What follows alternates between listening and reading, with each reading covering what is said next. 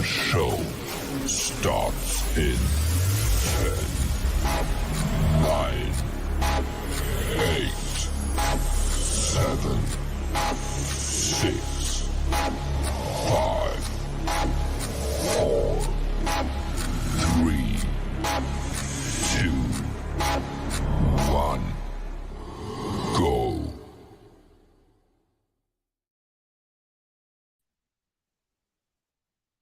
Going on? What's going on to all my embracers? It's Monday night. You know what it is. And we're here with my co-host Gary. I got a couple other people coming, and they're gonna come and trickle in. But how you doing, Gary? I'm good. I'm good. How are you? I'm good. Thank you for asking. I'm kind of excited because now I know that we're not going to have any problems tonight. And like you said, this is an awesome topic that needs to be talked about because Absolutely. I mean, I've had a whole week to marinate in all the information that I've learned myself. So we're all learning, okay? So just let me introduce myself. My name is Grace with Embrace the Grace. And for all you first timers, I do appreciate you coming. Don't forget to like as you come in the door and definitely subscribe. And I just want to let people know that this is a place where we embrace the truth, your truth. And welcome to my channel because this is a safe place where we encourage growth, healing, and where it's okay, guys, to have those hard conversations and awkward conversations. We strive to have thought-provoking dialogues, but always with respect. So sit back, relax, snack, and chill out and come and engage with us because it's going to be a good one. And you can find me on Instagram, TikTok, Facebook, Snapchat, WhatsApp, wherever it is, I'm there. The only thing I don't really mess with is Twitter. I'm not feeling Twitter yet. I guess it's gonna have to warm up to me like TikTok did. But anyway, I already see one person here. I do want to say a hi, Sunny. I appreciate you coming in. Thank you so much. Don't forget to press the like button. And Gary, so go ahead. Well, anyway, guys, this is Gary. He is my, I guess, permanent co-host every Monday night. He's been here since the first of the year. He ain't going nowhere. And I love it because the consistent support, you can support people, but it's consistent support that matters. You could have 1,000 subscribers, but if they don't throw anything, so supporting, sitting there absorbing all this great knowledge and not really in back. So let's everybody who you are and where you can and where I can find your co-host door, and we'll introduce him once Gary is. Gary, let us know where we can find. Hey, everyone. Again, thank you, Grace, for having me on the show. I definitely enjoy being here. The We have some great discussions, and it's things that we need to talk about. And this particular social media topic definitely is a topic I felt very strongly about. We definitely need to address because we're all in this social media new world, and it's uh, intertwined in our daily life now. I'm Gary D. I I I co-host a podcast on Friday nights called The Real Discussion with Rock Logic and Robin. We're part of Boardwalk Global Media, which I'm the president of. We come on Friday nights from 8 p.m. to 10 p.m. What else? We have a couple of other podcasts that we do on a weekly basis. And you could catch us on Facebook, YouTube, Instagram, um, The Real Discussion with Rock Logic, or you could just look me up, Gary D. And that's it. All righty. Thank you so much for that, Gary. And then I have my awesome young man, True Table. He brings a fresh perspective to us old heads to the topic. And that's why I love having him here, because he's such an old soul and he brings a lot of wisdom to the younger generation who are kind of out there. So that's why I love having him. So True, go ahead and introduce yourself and let people know where we can find you. Oh, how you guys doing? We're kind of out there, Grace. Yeah. Yeah, some of y'all lost in the sauce. I'm True Table. I'm a YouTuber. You can find me on YouTube, same first name, same last name, across all platforms, Twitter, Instagram. And I'm just here to have a conversation, have perspective to relationships, social dynamics, and promoting men's wellness and growth. You guys really have to come out, especially the young men in my audience, because I know sometimes that it's hard to listen and learn things about men from a woman. So he can give you the male perspective. So it's all good. So I do have some people walking in. So I do have Wally here. Thank you so much for showing up. I really do appreciate it. Hold on, trying to do the comments. He said salute. And then Don GQ said he was never here. So he was never here. So thank you so much for tuning in, guys. I really do appreciate it. Don't forget to press the like and subscribe and share button if you haven't already. So guys, you guys know that last week I had a hell of a time trying to get this live going well. And a good dear friend of mine told me, no, we got to run it back, because I was going to take a week off and then come back to it.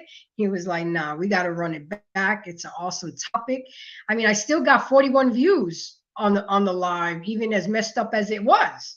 So people were muddling through it. So I want to give you guys quality work. I'm not going out like that. Embrace doesn't do sloppy, messy stuff. So I had to come back. I just want to thank, I'm not going to shout out names because they may not want to be known, but I do want to give a shout out to the person that helped me with my background, with my not the intro, the countdown. You know who you are. I really appreciate it. Now, the only thing I need now is a nice intro. And I think I'll be good for a minute. Oh, and of course, I need a better computer. So, if you guys feel like it and touch your heart, supports this channel, # Embrace the Grace 23. So let's get right down to Wally was saluting Don. Don was saluting Wally. And Don was hello, Embrace the Grace. Thank you for coming. I really do appreciate it. I know that a lot of people here are busy and doing their own thing, running their own channel. So I really do appreciate it. And there she go. There go my sister Grace. Doing, baby, coming in. I really do appreciate it. So you missed it last week, Grace. So you see, it was meant for you to be here. So what are we talking about today, gentlemen? We're talking about, does social media ruin relationships? Relationships are already hard as it is. It's already, with all the contributing factors that we have to deal with in dealing with a relationship and having a healthy relationship. So now we have another layer of shit on the shit pile. And that's what it is, because it just makes, yes, it does make relationships harder. How? That's what we're going to talk about. A lot of people have different perspectives. People feel how to handle this in different ways, but I got my information from the magazines and the books and the psychology. We're going to all talk about person. What can we do better because social media is not going anywhere, guys. It's not. It's here to stay. It's a way of life. I mean, I don't think any of the millennials or zillennials have ever seen a payphone. A standing payphone. They wouldn't even know how to use a rotary phone. So, and getting it at the touch of getting information at a touch of a finger is a way of life now. It's not like how me and Gary had to go to the library and work on a research paper for 6 to 8 weeks and go through the Dewey Decimal System and look up the book on the car catalog. You remember that, Gary? Yeah, You're making exactly. me feel That was old. You're making me the feel fun really part. old. That's okay, Gary. That's because we are, but we still look good. So, what is social media to me? To me, it has really been a form of connecting with old friends, new friends, and now that I'm a content creator, really, I have amped up my media usage. I even keep track of it on my weekly report. Look at how much time I spend on social media, and my goal is to cut it down. It is work related. It's because there used to come a time where my friends would complain that I was on social media too much. My ex-husband would complain that I'd be on social media too much. He didn't have a social media platform. So we're all, and we all are involved with it, but what can we do better? What can we take from this tonight? So to me right now, social media is a platform where I'm using very, very heavily to push my YouTube channel because I feel that I have things to say, things to teach, wisdom to spread, and I want to be part of the solution and not part of the problem, because there's a lot of YouTube contents out there that are not really trying to fix things. They're just trying to really ignite things versus trying to make things better. So with that being said, Gary, what is social media to you? Social media is a platform. Well, in this new world of social media, there's its good and there's its plus and minuses. And to me, um, it gives an opportunity for, to connect with old friends, to do business, and also too, in the wake of social media, it has become very informative, right? We've come across people that have the same ideas, same views. Um, Sometimes some of these people, they spend hours and hours doing research, and it kind of saves you time, right? So I think that with me, it definitely serves a purpose of not only for being very informative, but also again, you can use it for your business, and then also, I mean, as they call it, social media. You're able to connect with people all over, right? When we were growing up, we had our neighborhood, right? People in our neighborhood. Now we could really become close friends with someone in another state or in another country. And this is real. And over the years with social media, as things has progressed and developed, now we have live real-time video chatting where you could do with anybody around the world. So to me, there's a lot that social media means to me and what we can do with it, but also kind of, as you said, there's people out there that is using it for I don't want to say bad purposes, but they're promoting negative agendas and stuff like that, and that's not really helping, right? It's not really helping. It's hurting, but but with something like this, there's going to be good and bad, right?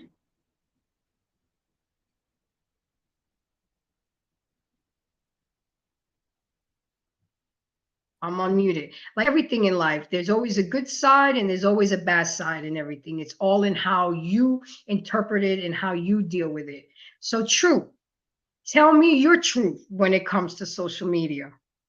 You like that, huh?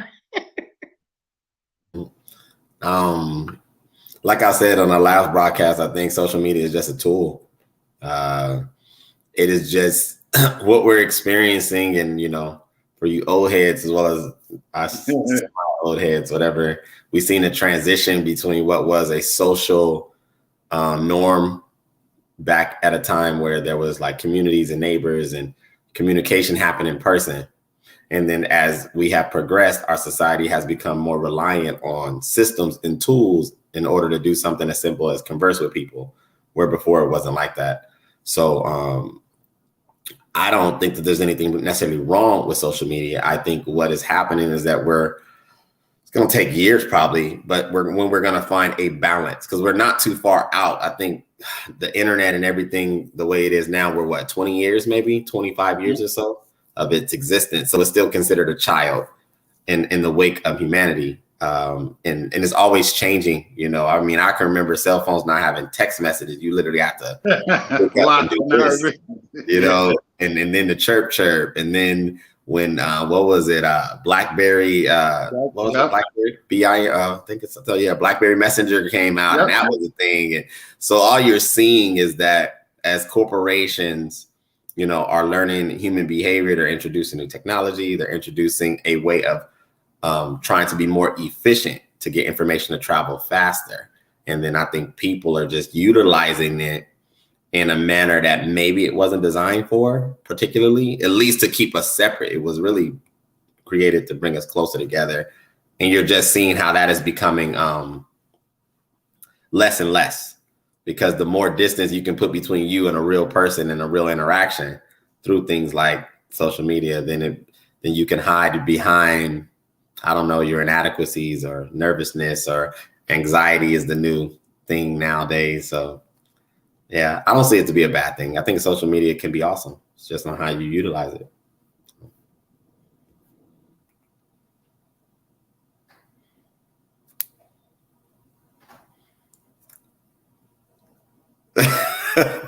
She's on I mute. was on mute. I'm gonna show. I have 3 shorts that I want to show throughout the show. So I'm gonna go just to give you a visualization of what other people have to say when it comes to social media. So let's go ahead and start this now. It's hilarious. Yeah, this one we gotta watch. Just a minute. Put play. Your bitch, the niggas at work, you, and that's it. And come on. That's all she had to look at. Now 30,000 niggas to look at. You heard me? For when you don't act right. And she tired about all the other bitches. The bitches getting shit on Instagram that she ain't getting. So all that time you didn't put in, but it fucked up. It fucked up you too. All it was your side bitches. Your bitches at work. Your bitch and come back. That's all we had. That's all. It was a couple side bitches from the other side of town. Now you hypnotized. Yeah. You look at your bitch and you see 1,000 bitches look better. I think best too. And you looking way better than your bitch. You look over at your bitch, you like, it fucked up. It made, at first, your bitch used to just see niggas at work. Okay, so it was a little, nothing major. I just wanted to give you the perspective, very colorful language, but it gave the point. Whereas not only now are you looking at people that are just locally, but now you can see people that are on the other side of the world. You can compare people to who you got at home. There's people sitting at home wishing that they had the life that they see on social media, and that gives such a false pretense of things. So I have a newcomer. I have never seen them here before. I do like to say Russell, Royal Hustler Promotions Company. Good evening. Thank you for coming. Renee, that's my friend Renee. That's my good friend Renee. Okay, well, thank you for coming. You That's know, a good one, Renee. sit back by the ride, and if you want to come in on the conversation, go ahead and click on the link, and you are welcome to. So just do whatever feels comfortable to you. Just all I ask you is to embrace it. So, Uh, as everybody knows, not I don't just come up here and talk my shit. I give informative information. I give statistics. I do my research. I come up here and I talk about things, so it sounds legit. So, an article written by Kenny Roots, is social media ruining relationships? Social media, I know you said 25 years, true, but I guess it's between 13 and 25 years. And y'all remember, it all started with MySpace. Y'all remember MySpace? yeah, but I You mean, it remember that, was Gary, MySpace? yeah, but so there was actually, well, MySpace was the popular one, but then there was also Black Planet, right? Now, Black Planet, Black People Meet.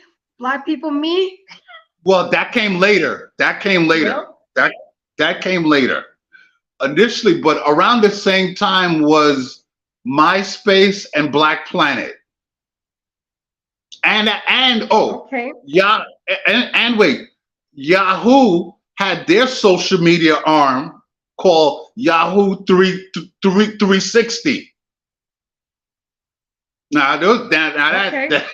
yeah, so I heard about That was Yahoo. just, yeah, that was a loose. I was just throwing out a loose time frame, you know, scanning the math because we're in 2023. I don't know what is considered social media. I know that AOL was a faceless social media because we used to have a party line on the phone. Party line went online. That's what AOL was. So I would consider that to be the first actual social media. And then it transitioned. I was at least 20 years. At least I give it at least 20. well, no, I think your time frame is about right. Because I mean, it's Yeah. I think your time frame is about right. All right, Grace. The No, internet go. was out, but I guess the platforms for socializing and dating and all of that, came a little bit later. But this is what I'm saying, because with but the Black, thing is, gentlemen, that social. but what I was saying with Right.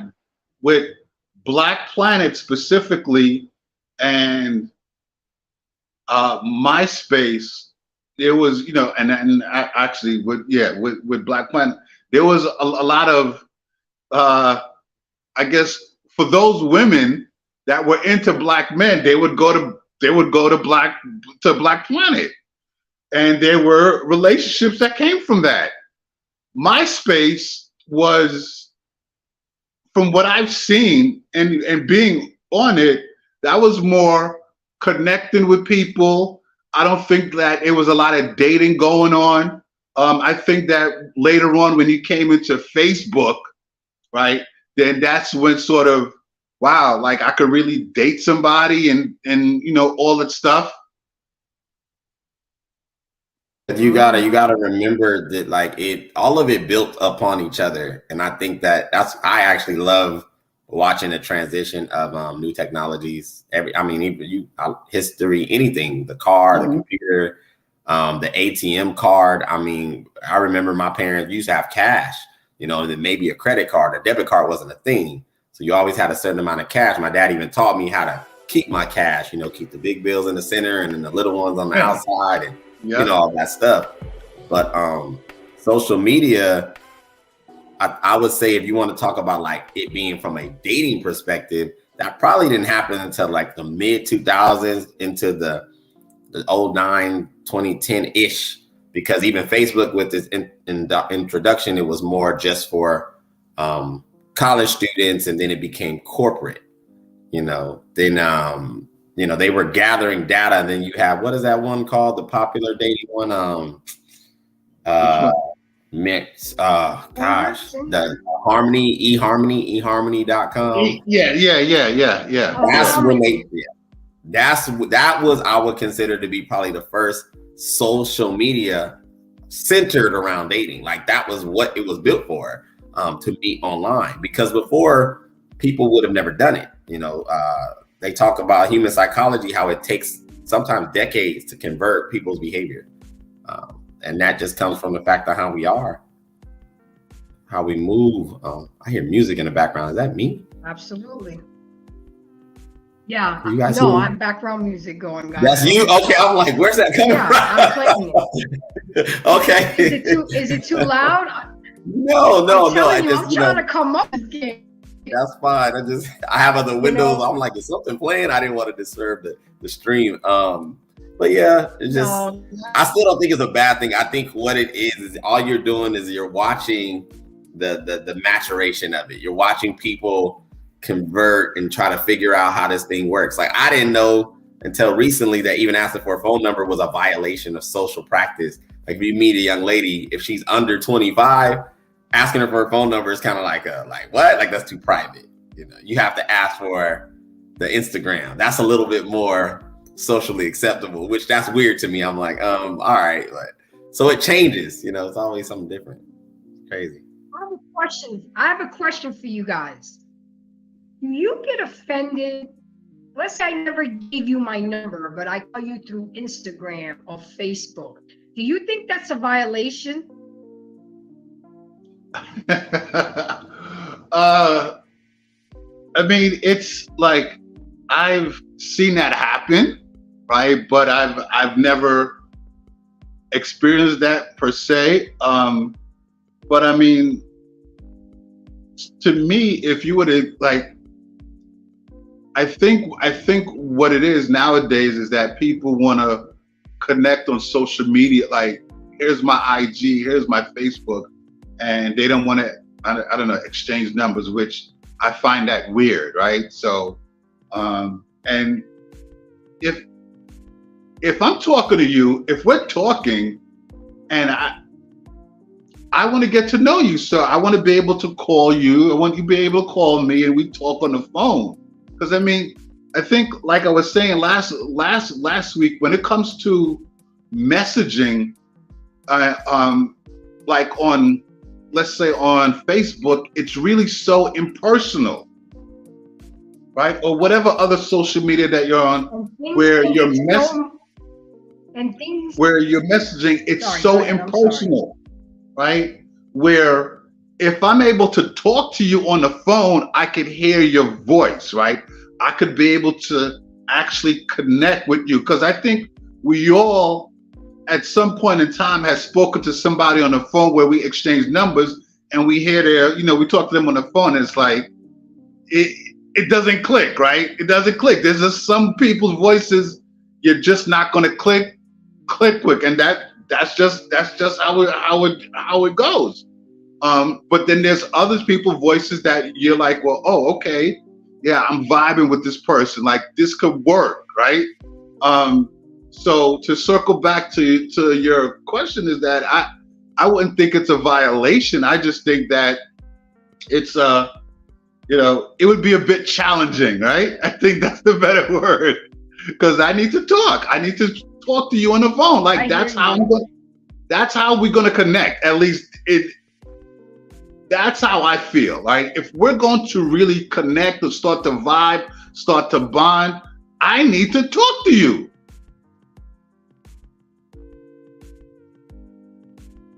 And I don't blame you, but if I haven't given you my number, do not call on Facebook and Instagram, because I'm not answering the phone. I didn't give you that access.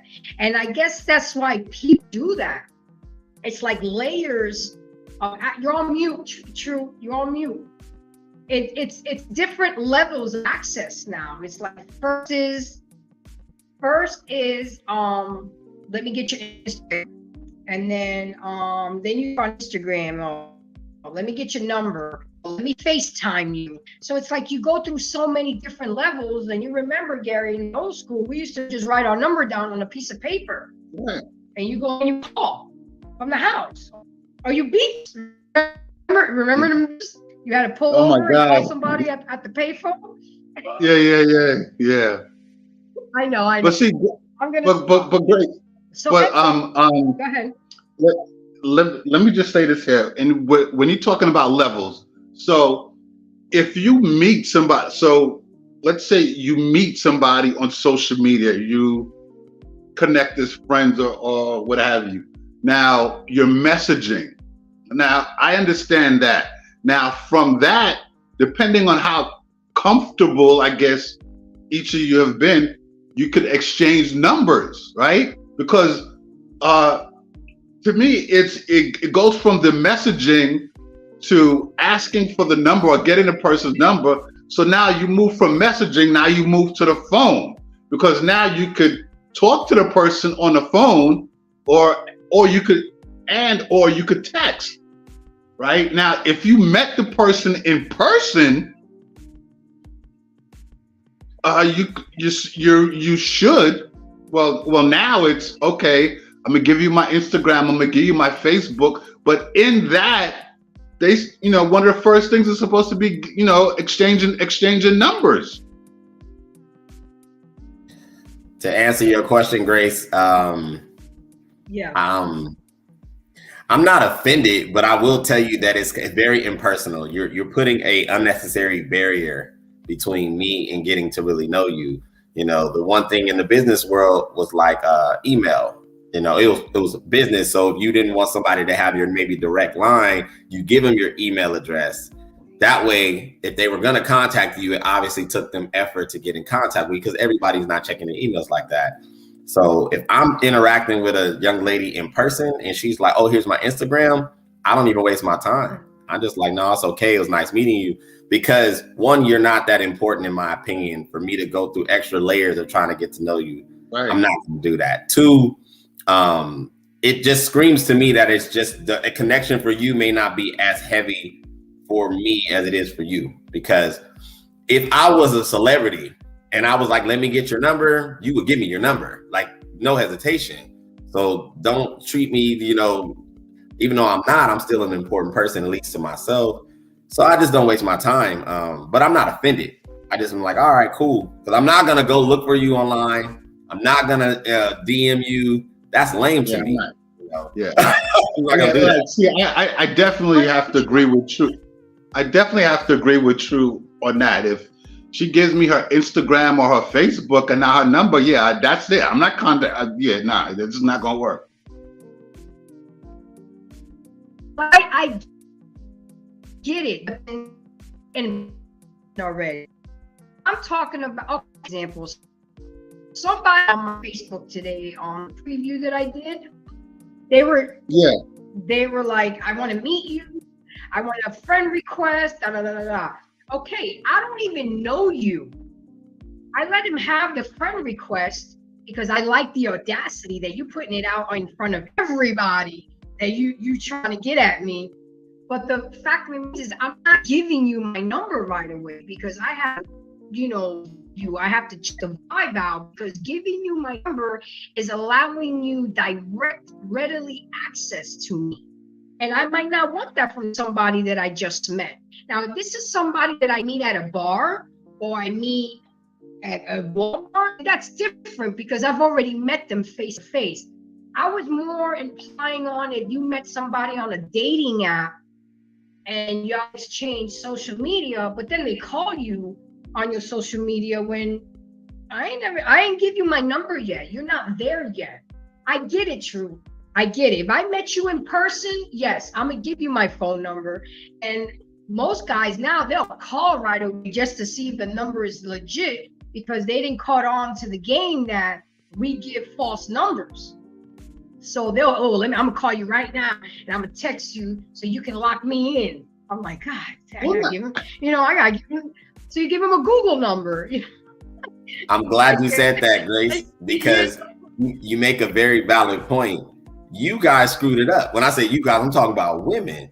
Females, I think that's probably the biggest frustrating thing about this whole universe of socializing through apps and stuff, is because girls change the rules all the time. It's like, I'm not saying guys are perfect by no means, but guys are really simple. I I met a dude last night when I was out dancing bachata. He's from Texas, and you know, he was just chopping it up. He's like, man, you seem cool.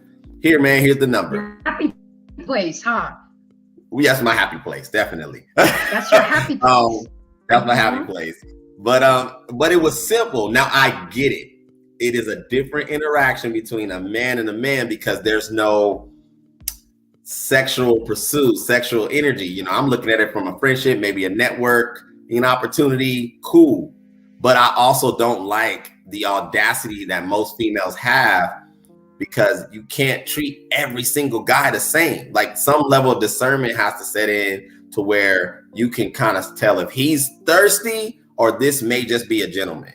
And I think that for girls, they don't like any type of cognitive exercise. I just want to lump every guy in the same thing, same area, same box, and then show me you're different. Instead of actually spending the time to get to know his individual temperament, asking the right questions, reading the energy. No, that's too much work. But yeah, true. I think that you know that because they have a bad experience, they want to put every guy into that box. And we don't do that, right? We don't do that. But with women, guys do that sometimes. The jaded men, y'all jaded men do that sometimes. It's not only us now. It's very few. Most men, But some of y'all men, most men do not put all women in the same category because most don't. The majority of us don't. Now, I'm saying that there's some do, but the majority of us don't. You know, the majority of us don't. But most women, because they have a bad experience with a guy, they want to put all the guys in that category. You know, and especially if a guy is actually genuine. You know, especially if a guy's being very out there. Let me tell you what happened. Let me tell you what happened to me today. Because I put this preview out on my platform, I got a DM today. Very simple. Oh, I want to F you. Respond. I'm not responding to that. I don't respond to anybody that comes at me as a pet. Okay. So because I didn't know what that was. And I called it. I told my nephew, because I don't respond, watch what he's gonna do. He sent the dick pic. I'm like, really? Really, guy? I mean, is this what it's getting to now? I mean, that was just so disrespectful until for a man to think that that's okay is crazy. And that's the perception that social media has jaded. Don't laugh, Grace, because that shit was, you know, and then don't have your audacity to send me a dick pic if it's not even, you know, pleasing to the eye, okay? Come on, man. That's crazy. Let me read these comments real quick. Grace said, people don't know how to respect people in person, let alone over social media. Exactly, Grace. It's only made hard relationships even harder. And then she came back, shoot, peeps go straight to pay my bills and don't even care for an actual connection. It's a resource to use people because of people who use people using it. Yup, I didn't heard that. Here comes PA laughing too. It's not cute, guys. Y'all don't know what I be going through with these DMs now that I'm getting more visible on these social forms.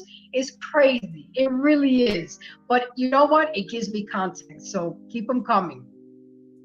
So Grace, you should just come here, baby. But I understand where Grace said females afford for attention. Hold on. Hold on. My fingers got too heavy. Females will flirt for attention and then trip on the attention. Exactly. I got a video that I'm going to show on one show that the girl was practically walked out of the hotel butt ass naked. She might as well not wore any clothes. And then when she sat down in the car, she showed a whole hoo-ha. She didn't even have drawers on. But, you know, that's a whole nother show. And then Ain't no bad experience problem is jacked females. I don't, ain't no bad experience problem. I don't know, babe. You're gonna have to read that over again. Write that over again. And then she's laughing at me because of what I just said. And then here comes PA laughing. You know about that, PA, okay? And he said females do the same thing. They just don't get it. You mean send pictures of their hoo-ha? Yeah, they do. They do. Yep. Yes, they do. I'll tell you that. Because Really? here's the thing. So here's let me just, if I could chime in here. So for the men that do that clearly that's disrespectful. However, I think what happens is because of whatever women are, because there's some women that let that happen, right? And when I say let that happen, they feel that, oh, you know, it's okay. So some of these guys, they feel like, oh, well, you know, they instead of having or trying to have an initial conversation, they feel that the first thing they want to send you is their dick pic, like it's gonna, I don't know, make you fall in love with it, right? Instead of sending you a message like, you know, a pleasant message saying, hey, you know, nice to meet you, and so forth and so on. They don't want to do that. Some people tell you like to go out to dinner. Yeah, they don't even. Right, a lot don't want to do that. I would love to get. Right, a lot. You know, a lot don't. A lot don't do that. But now, for the females, I will tell you, there's females that way. Here's the gall, right? Here's the gall with some females. The females who send their pussy pic straight off the back like that, when you don't respond the way that they want you to, they automatically think, oh, you one of those gay guys or on the down low. Of course. They would never imagine that that's not disrespectful. And then PA Texas said, embrace the Grace Johnson shots. Yes, sir. Now, would I be wrong if I blast that shit on social media? Look what I got today, ladies and gentlemen. Look what Grace gets to embrace today. Come on, man. Then Don GQ said, I like hoo-ha. I said, I bet you do. That's good to know. PA, I didn't necessarily mean they about pictures, but oh no, I don't know about dick pics. Okay. And then Grace said, I literally only hang out on YouTube. I don't do social media. I got tired of dick pics. Exactly. That shit gets so old. You know, it's like, really? Is this all you're bringing to the table? At my age, I need more than that. She's so lucky, sent her hoo-ha pic out. Nah, I would never, ever do that, because I didn't see what my homeboys do. They go around and show it and they talk about it. And I don't trust it. Now, maybe if that's my husband or somebody that I've been with for years, maybe, but somebody that I'm just talking to, nah. You're gonna see you're gonna see it in person. And that's it. So I have a couple of hoo-has in my collection. I bet you do, PA. I bet you do. But then see, here's the thing. If we're gonna got into the. No, go ahead, Gary. Go ahead. Here's the thing. So, if you're talking to someone on social media and y'all, you know, y'all move from social media, you're talking on the phone, and if things are getting hot and steamy, one would think if you want to exchange pictures like that, or you want to show each other or show the other person, you know, a naughty picture or what have you, you would think that you'd be mature enough, or they would be mature enough to be like, okay, this is for my eyes only. The problem is some people aren't like that, right? Now, and this is where I would say you got a lot of guys who get into their feelings, because I guess if things fall apart with the girl, Now they want to go show everyone, right? Or they want to go put it up on a porn site or a Tumblr or something like that, right? I know of a couple of situations like that, but then at the same time, it's like, you got to be careful who you dealing with, right? Just because this guy may, I don't know, look good, sound good, telling you the shit that you want to hear, right? Doesn't mean that you got to do that shit. So I think there's a lot more, as how we say in the BDSM world, there's a lot more vetting that you got to do before you do shit like that.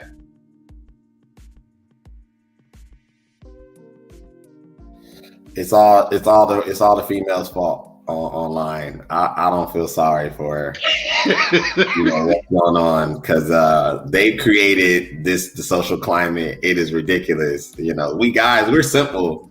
All these rules and y'all fault. It's y'all fault. So. And men are just doing that because it's like broadcasting. If I can't count how many times I've heard a guy. So well, if you ask at least 100 females, one might say yes. they just, I'm just saying. I don't know dudes that get boxed on a regular that waste their time sending dick pics. Honestly, there's the ones that get on a regular. Yeah, no, I mean, well, it's weird. I'm not saying it doesn't happen. I'm just I kick it with a certain kind of crew. Right. We have no problem with women. So it's see, as a woman, they hunt out females. Oh, that's a girl. Hi, look. Like literally, they're like, yeah, it's like, I got that they may even start out like a nice conversation just to get your attention, and you're like trying to be kind. I know Grace is kind. I'm kind. Hi, how you doing? Oh, well, okay, that's how you're doing. Blocked. I mean, I think I had more people on my blocked list than I had on my friends list, and I was like, man, I don't need social media like that. And then it ruins relationships because, well, now I can get everybody's opinion on how much of a piece of crap he is, what he done did to me. I ain't got to tell what I done did, but let me tell everybody what he done did. See, I done told you like 1,012 people liked my comment because they said you're trash. I shouldn't even be with you. Oh, relationship over. And not once, is there can we talk about this one-on-one, just the two of us? But that's volunteering information. Like, social media is not advanced enough to derive information out of you. You have to put that stuff out there. So that's what I'm saying. That's what it's being used for. But if you put it out there, you got to be willing to suffer whatever comes with that. Oh yeah. Did you not see that one? I mean, I've seen it at least on a couple different podcasts a day. That woman who was complaining about her husband going to I didn't get the whole details of it because I think I got ADD. I got bored. Anyway, talking about her husband going to like a strip club or something with, not in a I'm going to a strip club type situation, but it was a corporate business meeting. Okay, so he's with his boss. She puts this all out on social media, and now social media is coming at him, trying to get him fired from their job, and she's on there talking about, we're a one-income family. I'm a stay-at-home mom. Please stop coming for him. I know y'all care. Why'd you put your business out there then? Well, see, that, if I could chime in here, see, what I was saying last week is that when it comes to relationships, when you're in a relationship with someone, you're supposed to be, whatever issues, problems, or what have you, you're supposed to take care of that off social media. You don't put your business on social media, right? Unfortunately, there are people that wind up doing that. So there's consequences to stuff like that, right? And I think that, we're at a time now where, I guess, y'all women can be very emotional. And I guess in the emotional state, you want to go post up to, I don't know, get people to say something or comment. But it's like, but also too, I think with the man, he needs to, I guess, I would say in the beginning of the relationship was like, look, if there's a problem, if there's an issue, we need to talk about this shit and don't put it up on social media. Like, I'm not dating a woman that's going to do that kind of shit, right? That's not, that's a deal breaker for me. I'm like, yo, if we're going to get into something and you want to put our business or some issue on social media, consider it, we're over, right? If you got a problem or something's upsetting you, bothering you, don't come to me. Don't come and put the shit on social media, because our relationship is supposed to supersede social media. But a lot of people aren't doing that. A lot of people. And unfortunately, women have a tendency. We like being worshipped. Women love being worshipped. Okay, if a man says, "Oh, girl, you look good. You're beautiful," we're like, "Oh, thank you." Okay, if another woman says, "Girl, look at you, look at your hair. Oh, girl, thank you." That feeling, we like that. We like that a lot. And so we get it in mass abundance on social media. Like, let me put my pictures out there. Let me show you how good I look today, and even whenever it comes to victimization and all that attention, that's all worship. That's all worship. And men are better at humility. Yep. Women suck at humility. And that's because I agree. Who humbles them? Who humbles a woman? How often is a man going to go, well, you ain't finna get none, you acting a fool? I mean, how cool would that be, though? How cool would that be? And that's what I'll be trying to teach these dudes, but they, it's so hard because we need the women who have some sense. We need men to help. but see, this is where it gets a little bit unraveled, Grace.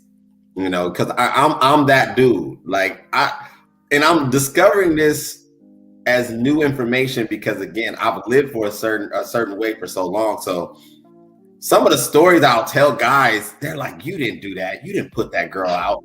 Like, you didn't tell." And I'm like, "Nah, this is normal." Like, well, I don't understand, but I'm starting to realize that's not what they would do. I've been that dude that girls have come over and I'm not feeling your vibe no more. And I'm like, "I need you to go."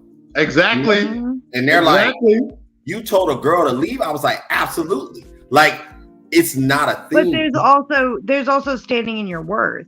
A lot of men, men have to feel like they have a purpose. And a lot of time, a man derives his purpose from his family, from his woman, even if he doesn't have kids. Like, now I have somebody to take care of. And men need to stand in their worth, because you can't humble somebody if you don't know your own worth.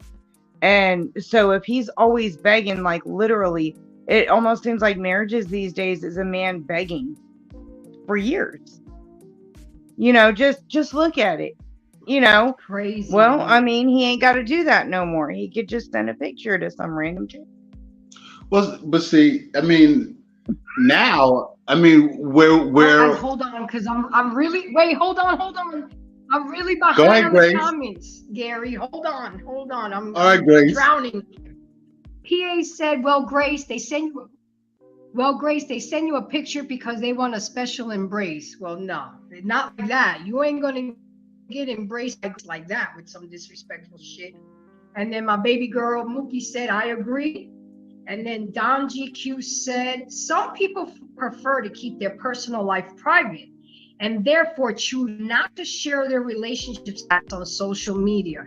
We're going to talk about that, Don, when we get further down the conversation. I kind of agree and disagree with you. And then Mookie's laughing her head off. My story for today. Come on. Because there's a lot of guys. Oh, here we go. I'm still trying to. They said they may not want to expose a significant other to the public, or may simply maintain a certain. We're going to talk about that in a minute, Don. I promise you, because I kind of go both. So Kate said, "Come on, it's coming." I don't know why. Okay, they may not know. I read them. Others may be single and content. Hold on, you see, when I click it, it doesn't come. Others may be single and content with their independence, choosing not to seek out a relationship. Okay, no problem. I can agree with. And then Don said they may not feel the need to share their relationship status on social media as it is not for them. Okay. Okay. Some people may fear being judged by their relationship status, family, or even strangers on social media. You keep knocking on that door. And then he said again, he came back again and said, PA Texas came back and said, I told you I was drowning in these. Yeah, if you get women on the regular, they usually have, it keeps disappearing on me. Get women regular, they usually have usages for your penis than taking photos. I'm done. I'm done. Don, you got a lot to say tonight on this topic. I'm happy about it. Social media can sometimes bring unnecessary drama and attention, and some people may prefer to avoid this by not sharing relationship status.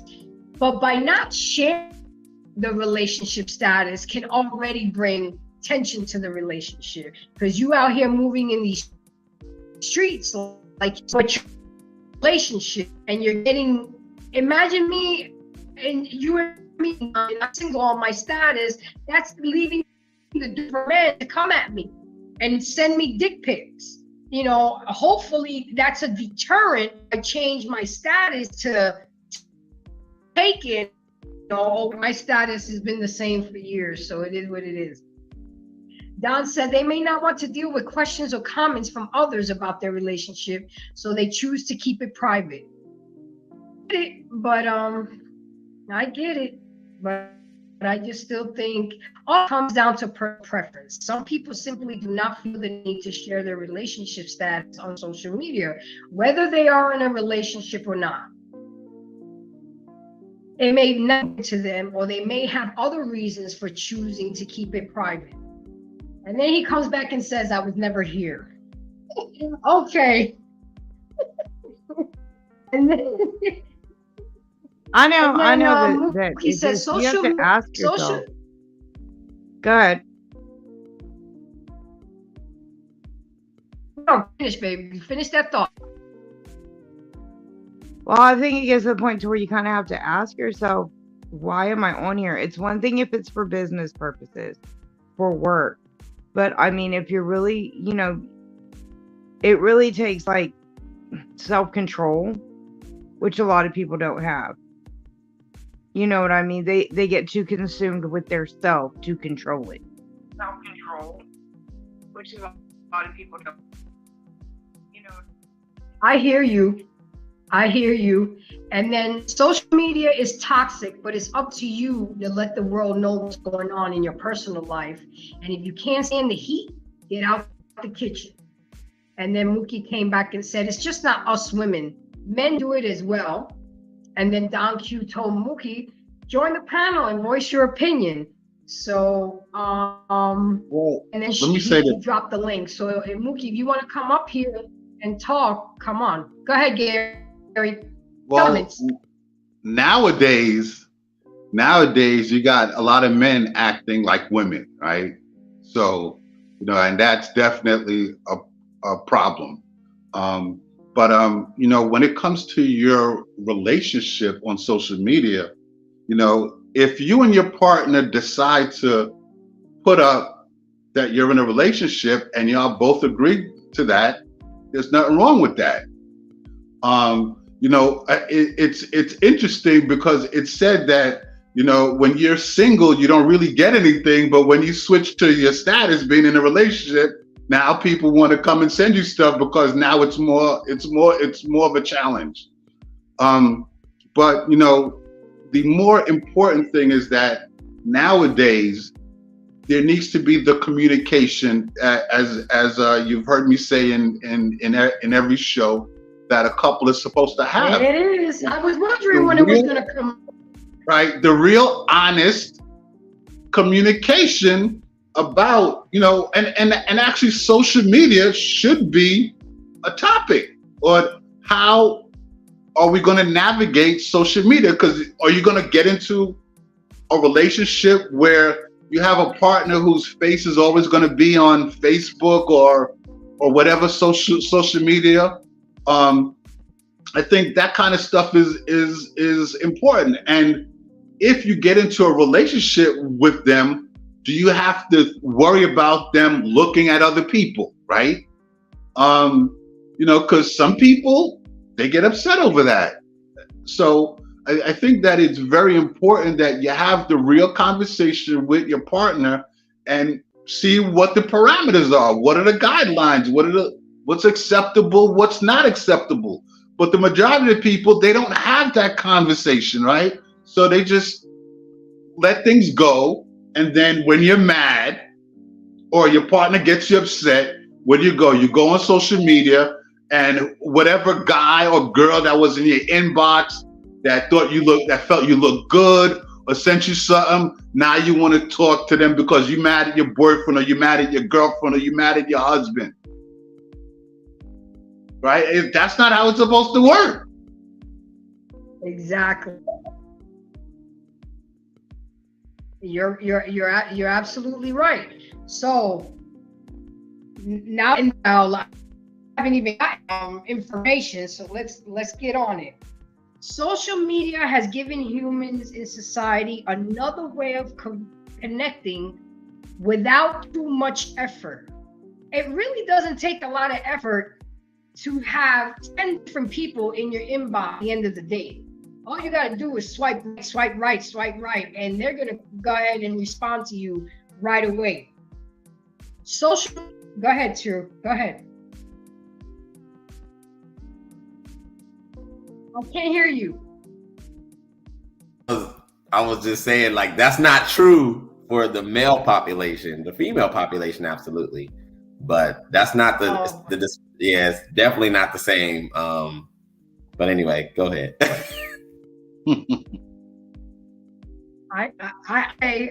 I'm speaking from experience, so I guess my shit flooded. Well, you have a special tool that we don't have. So, you know, you're always going to be in demand. That's just the nature of being a woman. Well, and see, and if I could chime in quick, like True is absolutely right. So women, I don't care how you look, you're going to get a bunch of stuff in your inbox, right?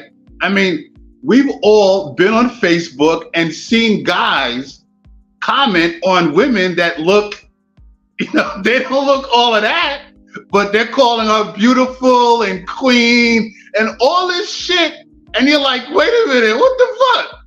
And, you know, and if you're a woman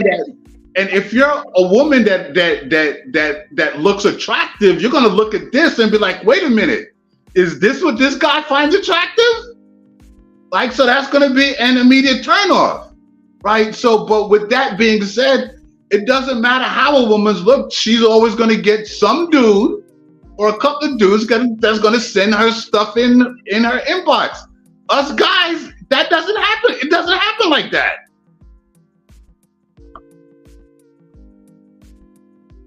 I mean, I hear you. I hear you, gentlemen. I can't relate. So, but anyway, let's keep moving forward.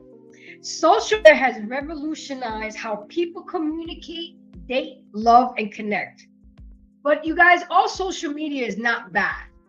It's great for promoting your business, talent, and connecting with friends.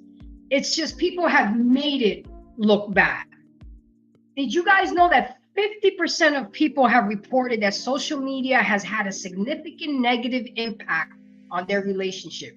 So that means half of relationships are going through some fuckery in their relationship because of social media, from fubbing. That's because they let it. Micro cheating. It's opened up a whole new way to bring conflict and ruin relationships. And this is coming from choosingtherapy.com. And this is how it's damaged relationships. Just like it has many positive effects, it does, gentlemen, have the potential to wreak havoc on a relationship. How? It decreases with your partner. You're too busy scrolling. You're too busy seeking attention. You're missing the connections with your significant other. If your significant other wants to watch a movie, but you're busy scrolling on the couch, they're gonna feel like they're being ignored. And then of course the jealousy, conflicts with disagreement, and then you got people running around with hurt feelings and negative connotation. And you guys, I can't even lie to you, and I did admit it to y'all last week, but I've been through this. I myself am learning to navigate relationships through social media because I've never had to deal with it. My ex-husband didn't have social media, and then his job requires that they don't have social media. So I was always the one always on social media. So now that I'm out here in the dating, men are on social media sometimes as much as we are. Now I'm trying to learn how to navigate if the person I'm talking to is liking pictures or is commenting on something, or one guy told me he didn't want to be friends with me on Facebook because he didn't want it to cause conflict. And I took that personally. I said, be hiding something. You must not want people to forget. That's how I took it. But later, you got TikTok, you got Instagram, and I had to find through the back door instead of you just telling me. So that right there is letting me know you're hiding something. Because if men know that I'm in a relationship, I'm gonna keep getting these ratty ass DMs and these dick pics, I feel. But you know that everybody's different. But honestly, I'm learning not to get so personally. I'm learning not to get in my feelings. I'm learning not to be insecure about shit, because if I was to turn around and show that guy half the shit that's going on with me in my social media, shut it down. So instead of the guy telling me to shut my social media down, I just be like, it's whatever. You don't want to be friends on Facebook? That's fine. But don't my shit. Go ahead. Yeah, I think that, for me, if a woman told me that she didn't want to be friends on Facebook, that's definitely a red flag. Or she didn't want to be, they didn't want us to follow each other on Instagram. Those are definitely red flags. But also too, I'm not wired to go look on your page and see who's liking your pictures. Like, that's just not, that's no big deal. Like, why am I going to do that? Like, I'm not. So, I've, at least from a male standpoint, I've never understood that, but I know that there's guys nowadays that they act just as bad as women, or just as emotional as women. But I'm not wired to, if you have your page and we're getting into a relationship, I'm not going to be looking to see who's liking your page, who's hearting your pictures. That to me is not even a conversation. But unfortunately, you have people nowadays that they see, oh, who's that bitch liking your page, or who's that bitch liking your picture, or who's that dude, commenting on your picture, right? And that's how the stuff starts. And I think that going back to having the conversation and discussion with your partner on how you're going to deal with social media here, it needs to be something that really needs to happen. But most of these couples, they don't do that, because not every little thing that happens on social media is a damn problem, right? And I think that for those men who are confident in themselves and what they do, if they're getting into a relationship with a woman, they need to lay it down and be like, look, if you're going to be on that social media bullshit, trying to follow me everywhere or see who's liking, or liking my stuff and you want to argue over that, this ain't gonna work. Now, if you can't have honest, open communication with your partner, then obviously, you know, the relationship is gonna fall apart anyway. I think the problem. I agree. Go ahead, hon. I think the problem is, and it's a huge problem. I don't even think there's a solution for it. But social media is a woman's playground. Mm-hmm. Social media has given females a superpower that they never had before. They always have had the ability to command male attention, but now they have it on a global stage. So what social media has ultimately done is it's taking just a regular person, but in this case, a female, and it has given her limitless range. That's a problem. The disparity is that even with men, we still don't have that. You can do the same thing on social media as a guy and not reach a fraction of what a female would be able to do online. So I don't personally see it's a problem, because it's crazy when I hear people talk about relationships and the dynamics and the jealousy and, you know, all of these parameters. It sounds like there's a whole bunch of hurt people out in the world who don't need to be dating anybody until they until they can deal with the fact that entering into a relationship means that you are not going to be you're how would I phrase it? You're going to be involving yourself with being subjected to that individual, their temperament, their habits, you know, their communication styles, and a gambit of things. The issue is that most people are overly broken. They're traumatized. Right. And they really should not be involving themselves with anybody in their negative experience. Then you couple that with social media, and then you have conversations like, why does that person like your picture? How small is your world if you have the time to figure out that somebody liked your girl's picture, your guy's picture? That's problematic to me. That tells me that you're not prominent enough in your life, that you're doing enough, because that's a very small integer of value to be able to perceive that. That's dumb to me. If you're that shaken, you shouldn't be in a relationship, because social media. My point exactly. Yeah, social media is just going to exacerbate whatever is non-existent in you. If you're lacking confidence, first of all, you don't need to be dating. Secondly, don't be dating and then trying to be online and broadcast to the world, because that's problematic. But it's just a lot of differences. Don't lie to me.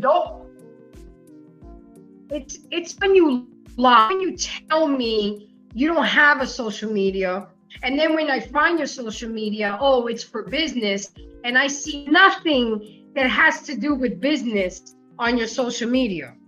And then when I say something, all of a sudden you post a bunch of shit for your business. It's the sneakiness and the deceit that pisses me off.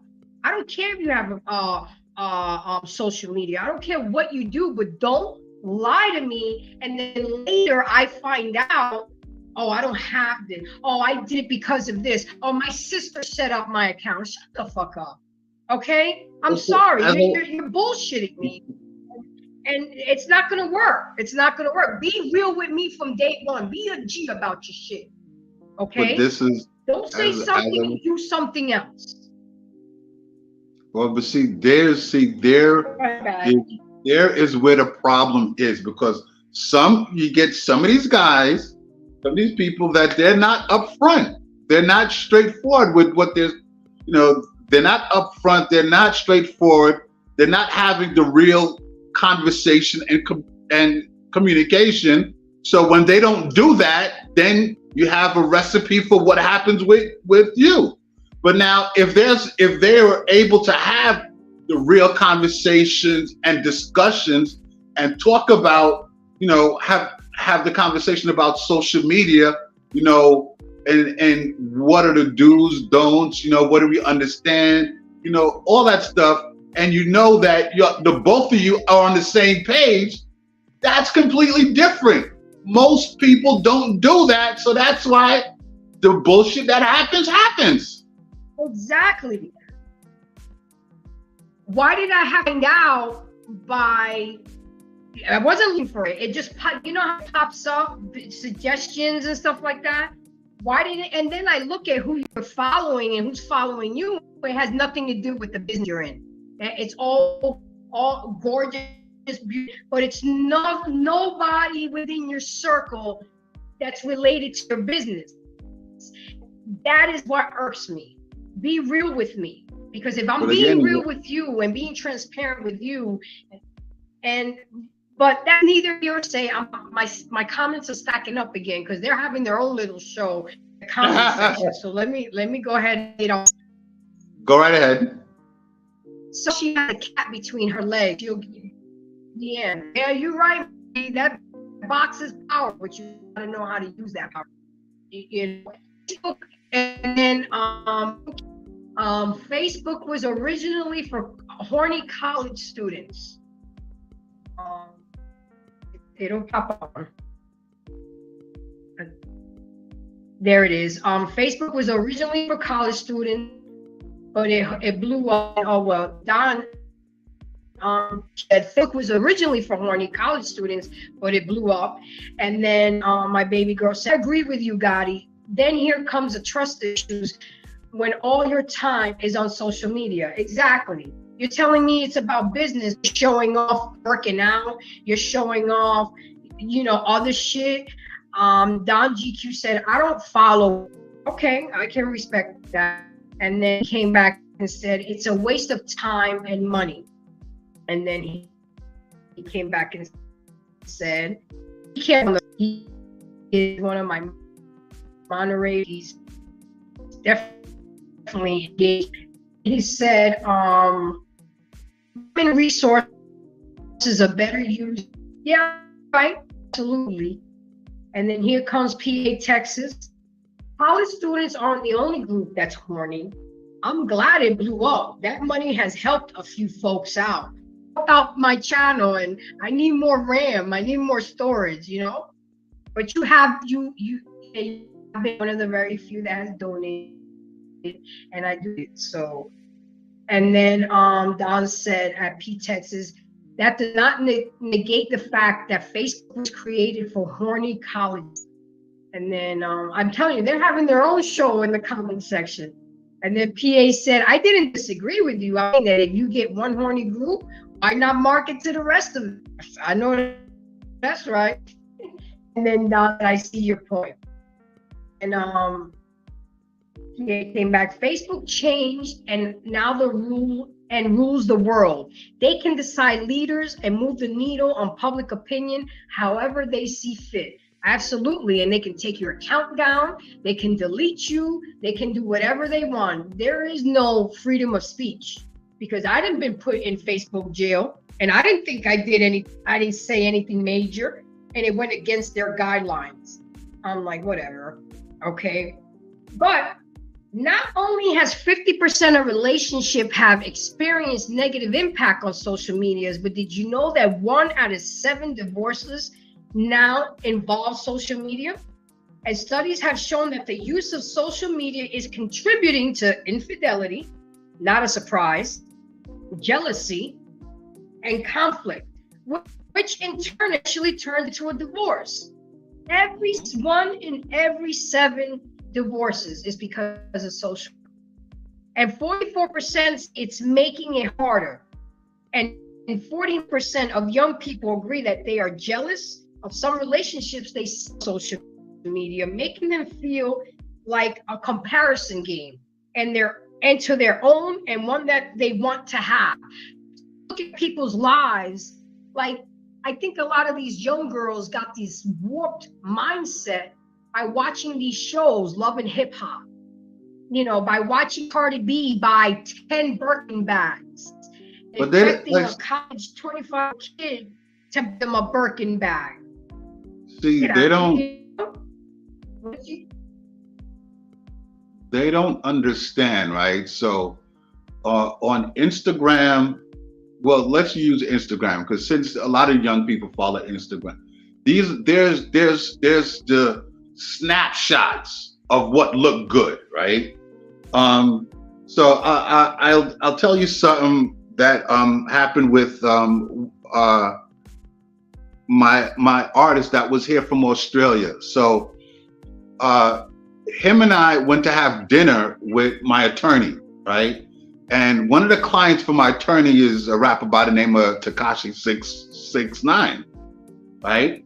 So Tekashi is always seen in the videos, in his pictures and some of the videos, having all this money, right? So now my artist, he was like, he's a fan of Tekashi, and he asked my lawyer, he's like, so what are these, I just seen him do this video. He's having all this, these bricks of money. And my lawyer was like, oh, don't pay no attention to that. He just likes marketing. That's all fake money. You understand? So you get people who see these pictures. It is all fake. Right, but you get people who see these pictures thinking that, oh, this guy got bricks of money and some of that money is fake. And, and that's fake bricks of money that they're holding up, but they're trying to make it look like it's real. Right? So you're going to get some people that's going to see that snapshot and think that it's real. Right? So it's a facade that a lot of these young people are buying into or falling for, and they think it's and they think it's real. And then the other thing is that the lifestyle, see, they don't even understand about these lifestyles. It's it's costly, right? So if you're going to be flying here or there or buying all these Birkin bags, as you said, or the Louis Vuitton, all of that, like, you got to maintain that, right? You got to maintain that.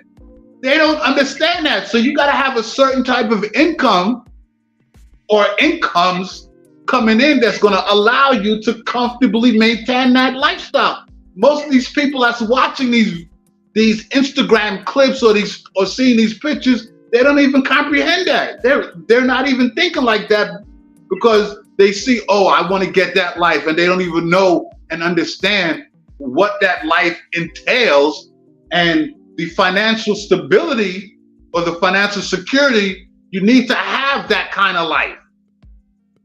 The cars are rented, the jewelry is rented, nothing, I can't say nothing, but most of that is all props. Mm-hmm. Money, and just gives this facade to young men that that's the realm of reality, and they don't know how to separate fantasy from reality, and that's where the lines get blurred. I've been in the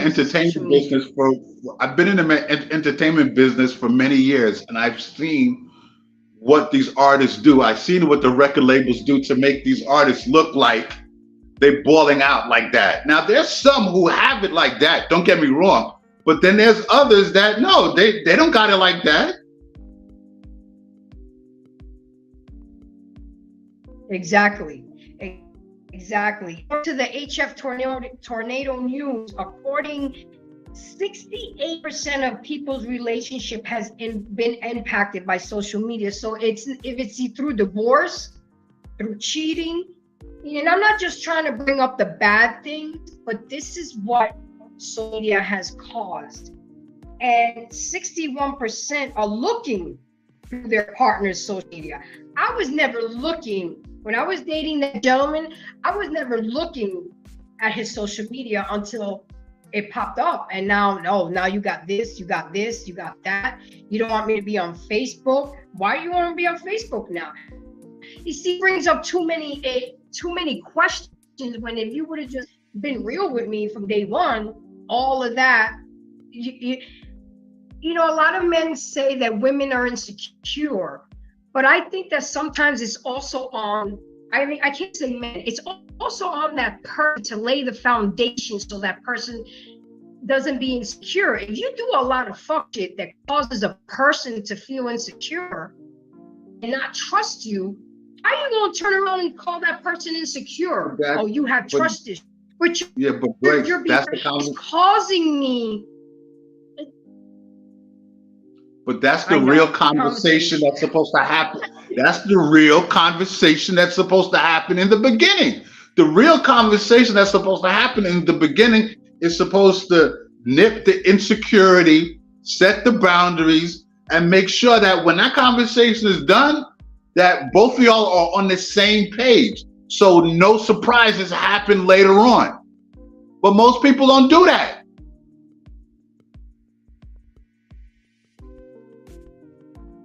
You're right. And we preach it every week.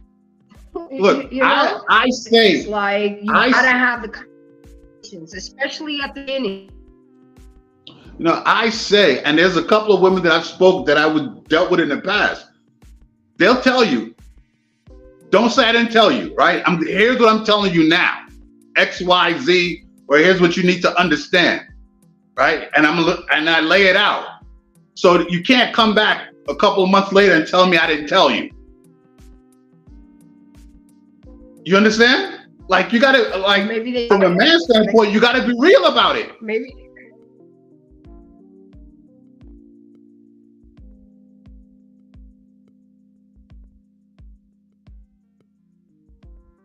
I hear you, and not only that, guys, social media has also changed dating. I really feel that we have been desensitized.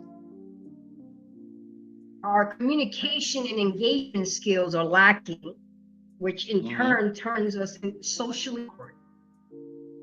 Absolutely. Does it not? You see a beautiful man or woman, and as soon as they open their mouth, you'd be like, oh. Yeah. Oh my God. Yeah. You Yep. know, Yep. I gotta go. Yep. Yep. Yep. Yep. Yep. So I know Yep. you. Yeah, I know you. I know you get that a lot because there's complete sentences sometimes. I'm like, I mean, I gotta keep it real. I Yeah, gotta there's keep some it women- real. So yeah, dating there's- on there's- social media has.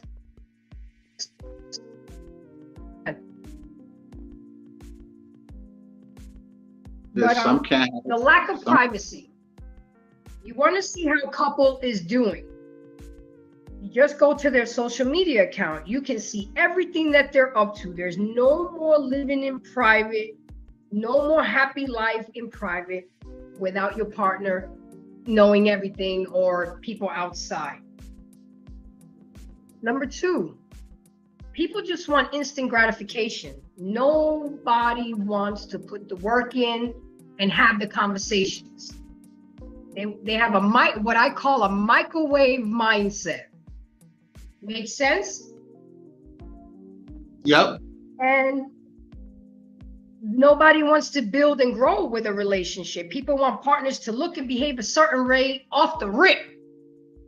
You know, you already got to be a six figure. You already got to be six figures. You already got to do this, and you got to have this, and you got to have this. Traditional marriages were about helping each other grow and become the best versions of each other. And it's just not happening as much as it should be happening. How about A lot of people. how about we put it that way? Yeah, they want, unfortunately, again, with this false image, they want stuff that's ready made, and that's not how relationships work. And I mean, a real relationship is you're gonna build with your partner, right? That's what it's about, right? You're gonna build with your partner, emotionally, physically, financially. You build with your partner. Nowadays, it's not like that, right? You get a lot of these people that they want ready made, right? They don't want to put in the work. They don't want to put in the time, effort. They want instant gratification. Well, that shit doesn't work. Like with anything, And you're right. right? You got to build a foundation. You got to lay a solid foundation first. And part of building that solid foundation is being able to communicate, be personal with each other, right? Connect with each Have other. those hard conversations. Right, have those hard. Mhm. You can't do that.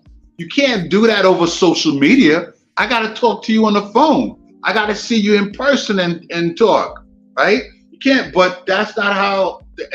And a lot of these people, they don't even want to have the conversations, right? Like, how are you going to get into a relationship with someone when all they want to do is text?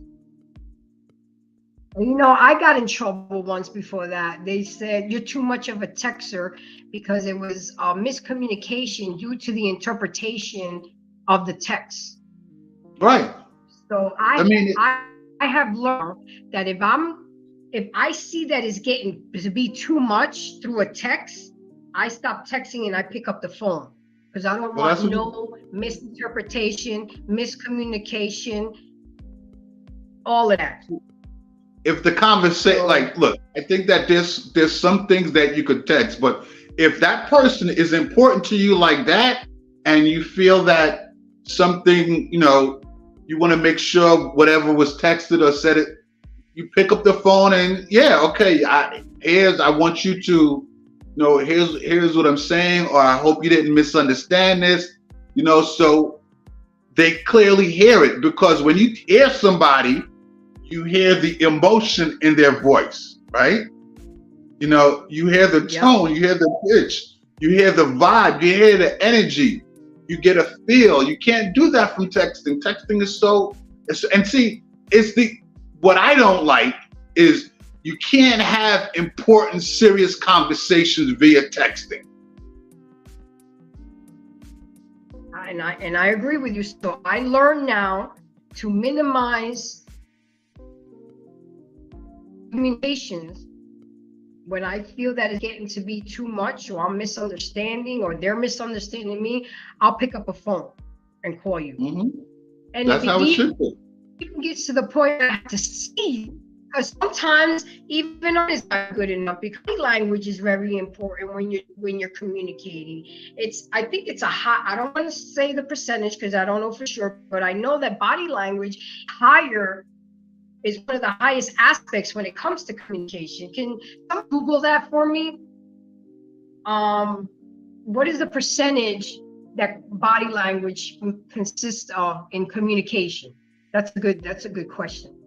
Mm. That's a good question. I gotta look that up. Definitely body language. I mean, I think, when you're seeing somebody, or you're talking to somebody face to face, then body language is very telling, right? It can be very telling, you know, but also how they talk to you, right? But how they talk, right? Because there's there's an energy when people facial talk. Expressions, right? There's an energy, so you could feel if, okay, this person's just saying this just to say this, or I'm not feeling this. So and when you're in tune like that, you could tell if someone's just saying stuff just to say stuff, or if they're saying it and they genuinely mean it, right? They're genuinely concerned, or genuinely into you, or genuinely want you to understand. Mm-hmm. So we're still out here. Face-to-face conversation has become obsolete, and I said that. Mm-hmm. That's where sensitizing is coming in, and we're becoming socially awkward. We're living in a non-interactive, non-engaging society. And the best definition is socially awkward. We're not having any more relationships or conversations. As a result, the connections are weak. Connections are diluting. Of course. Diluting. People have a hard time scheduling because of limited amount of options. Mind is exposed to a high number of options. It's hard to make a decision. Well, who do I go with tonight? Do I go out with a superhero? But to go out, okay, it's me a nice restaurant. I mean, you have a roster. You become to build a roster. And speaking of that, I have a great video that this young gentleman talked about that. So give me a second, because I'm actually going to play it now. We need to break the ice and show a video so I can reel you guys back in. You know, is it this one?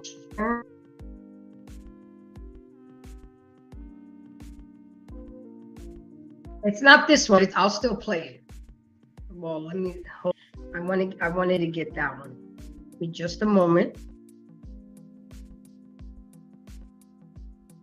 Okay, so we're trying to do that video because it falls in perfect with the thought that we just had. So let's get this one right here.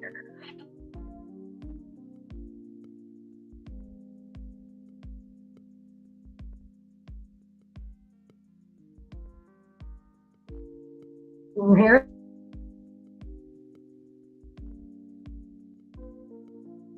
Can you guys hear it?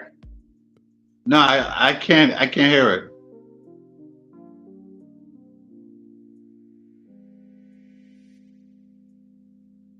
I see it playing, but I can't hear it. I just hear music. Okay, now I can. Okay. I don't Can you hear hear the it? video. Nope.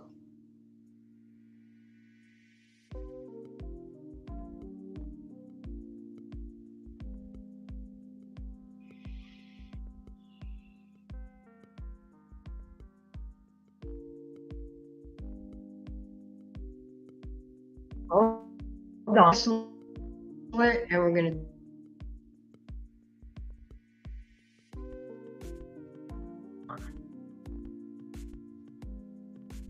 Yeah, it's like donating to the channel and supporting the channel. This is one of the reasons why we need that support, ladies and gentlemen. So go ahead and embrace the grace and drop that cash app. That feels so weird saying, and I watch other YouTube creators. They feel so comfortable with that shit. It's just it's weird to me, but I get it. You know, it's necessary. Okay, I got it. Sharing. Bring it back. Can you guys hear it? Yes or no? I can't hear it. Nope. Nope. Or Jade's one without mentality. I think men and women suffer for that. We're gonna be honest. People I can go into hear it. It's relationships still loading. with a 1 foot in, 1 foot out type of mindset.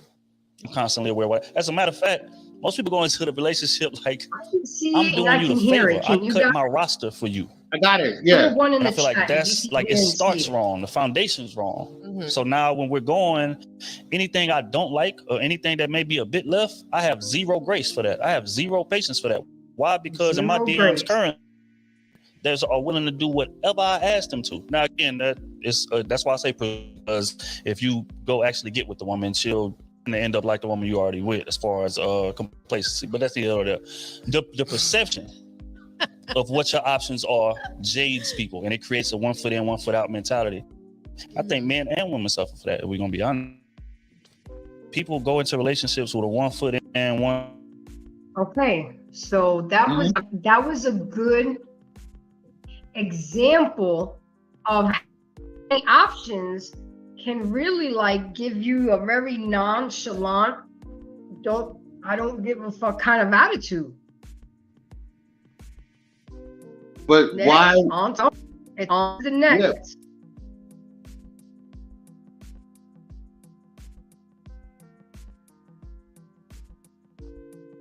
And then what's really more heartbreaking is that when you finally do decide to be like, okay, this is gonna be for real. I'm gonna make a real connection with this person. And then they you know what I'm saying? Reciprocate. What was the point? What was the point? And that's what happens when you have too many options. But see, here's the thing. I mean, you know, you could eliminate options by conversation, right? At least, and that's what I've learned, right? And you know, nowadays, obviously, you get some of these people that they really don't want to talk, and it's like, and if they do, it's very little. And to me, that doesn't work, right? That I can't get to know you if you don't want to talk, or you know, and stuff like that. Exactly. And so, and to deal with someone, and even to get into a relationship with someone where you're not even fully invested, right? You're not even fully invested. Because if you were fully invested, then you're not going to be thinking about options. You're absolutely right. That's just it. You got to have the right timing, and you got to have the right timing with that person, and both people need to be on the right mindset. Of course, right? You can't be on chapter 3. You can't be on chapter 3 and I'm on chapter 7 and understand what's going on in the story. You have to be on the same chapter. You have to be on the same page, right? You have to be on the same page, right? And it's okay. That's what I meant to say. You have to be on the same page. You have to be on the same page. And see, this is why, sort of, that's one of the reasons why in some with some people or some couples, BDSM has become very popular, right? Because it's about communication, trust, setting your boundaries. Like, those are paramount. Those are like, it doesn't work without that. Yeah. It doesn't work without that. It makes it hard for a person to make a decision. It makes it hard for a person to make a decision when they have so many options and behave like this. It eventually makes you feel alone. Have you ever been in a room full of people and you still feel alone? I've heard that from people. That's a weird feeling. Yeah, that's a weird feeling. The energy, maybe you're. Go ahead. No, go ahead. I didn't want to interject. Go ahead. No, go ahead. Go ahead. I would to Trill AC, shout out to Crew Season 8. They do their thing online. I think more men need more options, to be honest with you. I think I'm gonna be that guy. And the reason why is because that's why you're here. Well, you can tell. Okay, you can tell the type of guy who does not have that female access. It creates that imbalance. It creates that lack of confidence. And then what happens is that when he does just so happen to land one woman, this is why I kind of push back on some of the old heads when they talk about you should just rush out and just, get married and, then that's it. And that's fine if it's set up that way. But what I would argue is that it's very hard to be your best self as a man if you don't have a range of being able to communicate with different styles, maybe different cultures, different demographics of females. For us, that's necessary, in my honest opinion. That's just how I see it. And I can see the vast difference between guys who don't get girls and guys who do. It is a night and day difference. A man who was in a position to always command that, I would say is more hyper-focused and can get a lot more done because he can allocate. We're very compartmentalized in the way we process. Very true. Once you get enough females, you start to realize they're generally all the same. They're headaches. They're going to come with some nonsense. They're going to have some level of something you're going to have to teach them. It's going to be some freaking BS. They're going to somehow, some way think they're overly important compared to all the 8 billion people on the planet. It's just a lot of crap that comes with it, but you can navigate it different. But when you're a dude who thinks that they're all great and they're awesome, and then she does something to shift your belief system, like talk to a different dude or cheat on you or whatever, that's hard for a man to digest if he's isolated himself to think that everything is supposed to come from that female. And that's wrong. It doesn't give you enough of a solid foundation. Because when you have enough interaction, you start to realize that it's really repetitive for the most part. And you have a less, you don't move in an obligation state of, I have to make her happy. I have to do these things. You understand very you want to, not because you have to. I'm sorry, Grace, go ahead. No, I was just saying, do you look at it as it's a better version when you do things because you want to, not because you have to, when it comes to being with women? Yes, but I would say it's even better when you realize they have to earn it and that you don't just be out here just giving out all of your goodness and all your grace. And that's the difference. That's what I'm saying. When you interact with enough women, you start to realize very quickly they are very aware of what they're capable of. Most men don't know what they're capable of socially. That's the problem. Every woman knows she can walk into a bar, a Costco, or anywhere and get any attention from men that she needs, whether it's getting something off a shelf to buying her a drink. Every man doesn't have that ability the same way. And I think that's a problem. They need to realize that because it changes how you see the world. It really calibrates you, in my opinion. And it breeds the confidence, because overwhelmingly I hear women talk about men don't have enough confidence. I'm like, well, that's because they don't know how to get along with you guys vastly. If they did frequently, you would see confidence. They would have no issues.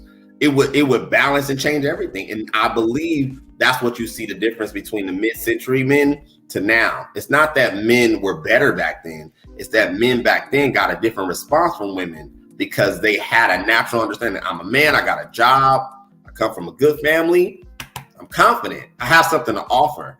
Now, the standards are different. You can't just have a job, you got to be a millionaire. You can't just be a millionaire, you got to be 6'5". You can't just be a millionaire. They're unrealistic standards. They're unrealistic, True. Exactly. They're unrealistic. Exactly. And it's funny that you talk about this. I'm going to put it in another way, and I want to see if you and me are on the same page. I go around telling men here, y'all need to start taking your place on your position at the table, head of the table. Too many men are sitting on the side when they should be at the head of the table. But then again, it comes with the vicious cycle, is like, who are teaching these men to have that confidence and to be that type of man? Because I told my son, you are tall, you are handsome, you are funny. You've been working since you were 14. You were the first one out the crew to have a license. You were the first one out the crew to drive a car. When you walk into a room, bitches' pussies should be twitching. They should be wanting to fight for you. You walk in there and you don't ask for respect. You're gonna demand it. See, we don't install enough worth into our boys. I said, and you're gonna have haters because you're walking with confidence, and they mad that they don't have that confidence. But you just keep your head upright and you stay on your purpose. And well, I learned that from my dad, and I taught my son that. And that's the importance of having a man in your life. You know what I'm saying? So True, am I kind of like close to what you were trying to say? Well, yeah. I mean, it's a very convoluted situation, but you're right. I'm more so speaking from the point that Trill, if I understood him correctly, he's saying that we have entirely too many options, and so therefore that creates this sense of you don't prioritize one individual. I agree. However, I would argue that for the development of a man, I would say that that's necessary. I would say that is needed because, see, what you'll hear in these spaces is that a lot of men are trying to figure out how to become the best version of self so that when they do finally decide to become a man, potentially a husband, and then be the leader of a community and a household, well, he has to have something to offer that woman past him just being a man. How do you get that? How do you get those experiences? How are you able to be optimal for a woman in a potential family if you have not lived any level of experience, if you have not exchanged, the purging of yourself through multiple situations with women? Now, I'm not saying you go out there, you bed hop and be foolish. That's not what I'm saying. I'm saying that in order to really grow and range yourself to be that best man, in my opinion, you have to be inundated with female attention, and you need it from a vast majority of them: the educated ones, the non-educated ones, the service workers, the cultured ones, the overly religious ones. Like, you need that. But if you've never dealt with that and you get this woman, I promise you're gonna have problems because you only have one muscle. I'm here, she's here, and you're operating blind. It's a very different experience when you've had a multitude of situations and she comes and she gives you female nature and you're like, yeah, you can start registering your recognize it. you can see the red flags. You can be like, oh, this bitch she's doing sign language right now. There goes the shame. Okay, there goes the insult. 5, 4, 3. Oh, there's the shame. Pretty much. You know, and then now 30 minutes later, and you still feel the need to be right. But what I actually do that when I'm having a argument or a disagreement with what I just did. Because men do it too. Men display sign language. That's true. Yes, they do. It's a little bit more discreet. And if you don't know him by sign language, rest in peace, Kevin Samuel, you're not gonna pick up on it. That's I'm funny. like, wait a second, did he just try to make me feel guilty? Get the fuck out of here. What were you saying, Gary? I was gonna say, to your point, I always would say that, you know, and I definitely agree with you with dealing with all different types of women, but you know, when you strip it all away, no matter what their status is, I always say, like, the names and faces may change, but you know, a lot of time at the core, the attitude is the same. Same script, different character. Right. So and that was something that I always said. So and to True's point, if a guy hasn't experienced, you know, different kind of women, yeah, he's not going to know. He's not going to understand that. Right? You could pretty much, you know, if he has, then you could pretty much predict and know, okay, here come the bullshit. Or, you know, so the more exposure, this is what I'm getting from you guys. The more exposure a man has to different types of women and relationships and interactions, not just sexually, just regular interactions, you know, that will enhance a man's confidence and better become a better version of himself. Well, he's gonna have, yes, because he's gonna have to learn. Are we gonna throw in dick discipline in that too? Because well, my gripe with dick discipline is that, and I could be wrong. Women overwhelmingly are not just volunteering their vagina to you. Like you said, it shouldn't just be sexual. I tell my boys this all the time. You know, you should be talking to women just to socialize. You know, that develops yourself. It should not be linear. Like she's, let me get her to the bedroom. Like, no. Okay, first of all, kick y'all some game. If you can develop the socialization of dealing with women, sex that's a part of the game.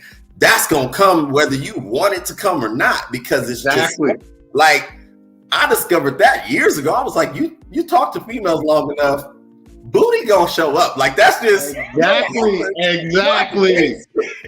So, great facts. The mind first, the body. Great facts. Great facts. The body will follow. But a lot of guys think that my only objective to dealing with a female is sex. Sex only. They're missing it. They're missing a world of experiences. Right. But that comes with the microwave mindset. But here's the problem. But here's the problem, I think, to the point. Now we have these women with OnlyFans all over the place. Right? Mm-hmm. So they got a lot of these women, they got OnlyFans all over the place, and they're inboxing guys to come join their OnlyFans.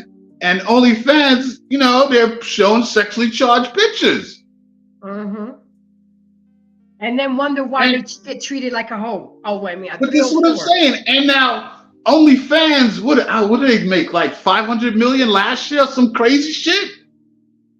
Like, but so that obviously somebody's buying and subscribing.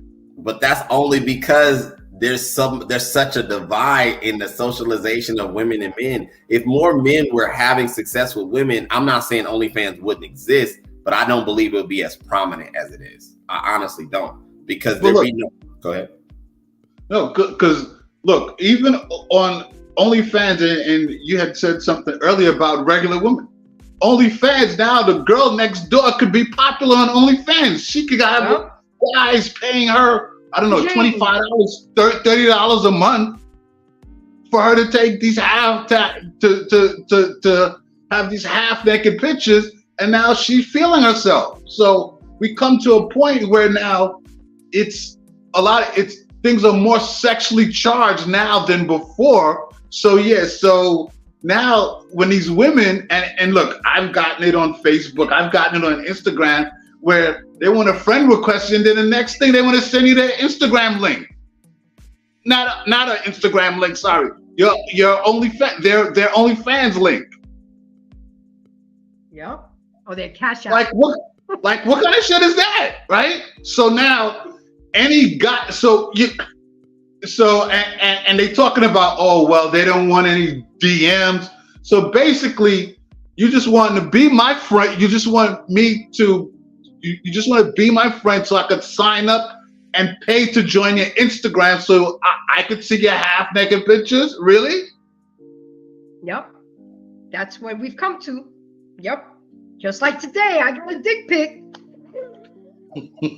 So yeah, it's a crazy time now. But I mean, but these younger guys, this is what they're having to deal with, right? That's crazy. That's crazy. And it's making dating harder because it promotes jealousy. People are becoming more insecure with themselves because they tend to compare, feel unworthy, or they think they're just not good enough.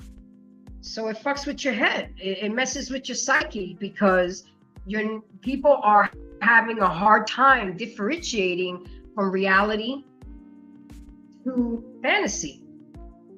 And it's crazy. The couples feel insecure, territorial, when significant others are liking pictures or stories, emojis, comments, can cause miscommunications, arguments, and can have eventually lead the relationship towards a downward spiral. You know? And it's crazy. But I got some good news, guys. There are actually 7 ways to practice social media etiquette in your relationship to, see if we have the hard conversations prior and things and embrace things, we can maybe do better at this. So let me go ahead. I'm drowning again in these damn comments. I'm not used to this, but that's okay. That's okay. I guess I need another moderator, So let's see what it says. I don't follow women. We did that. PA. They talked about that. PA says snitch 99. I guess they were talking and check your message. Okay, I did that. Not everything you see online is legit. Yeah, that was my goddaughter. She said not everything you see online is legit. The industry is literally a show. Absolutely. I would agree with you. I mean, some is sincere, some is genuine, but a lot is just for show. A lot is for show, yeah. I was doing a video last night. I didn't like the way the woman was talking. Her voice was irking me, so I didn't bring the video up. But she was saying that people only post when they're having the best time of their life. They don't post the bad times. They don't post the heartbreaks. But also some people. But also some people be faking it. Like there was this hip hop artist, Bow Wow. He put up a picture like he was traveling on a private jet. I guess someone took another picture and put it up online and was like, nah, this dude faking jacks. He's flying a regular flight like everybody else. And then Mookie said that's a lifestyle of fraudulent behavior and it's all an illusion. That part. Mm-hmm. And then PA came back and said most music people are getting donkey dick down by record companies. Oh, you know what? I need to read these before I post these. No. I'm going with you, PA. The music industry is demonic. I mean, it could be. I've heard a lot of things, but I'm not going to talk on that. Not at least not right now. I'm from a place where there are more famous people per capita than most anywhere on earth. Port Arthur, Texas. So my buddies in that industry told me what happens. Okay. And then rest in peace, Pimp C put us on the map in the music industry. Oh, that rhymed. Look, you were a poet and you didn't even know it. His real name is Chad Butler. We called him Chad. Okay, let me see. Up there. They're still talking about this rapper, man. Tell you late. Okay, here we go. PA's talking truth. Man, let me tell you at truth. These ladies talk about all this height, honey, and all you need is to do is crack a good joke, do some body kissing, and install the wood. If I had a contest of coming at the night, this would be a runner-up. Hilarious. Oh my goodness, I'm done with you, PA. But you bring it. You always bring it. Let me go ahead and go. My God. And these women start arguing, and they're hardly ever right. And what else?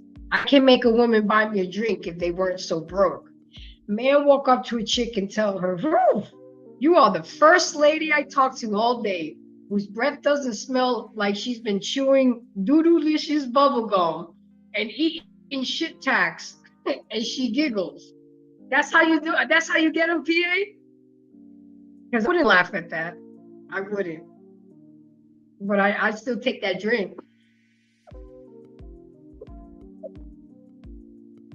Anyway, but yeah, guys, so here we go.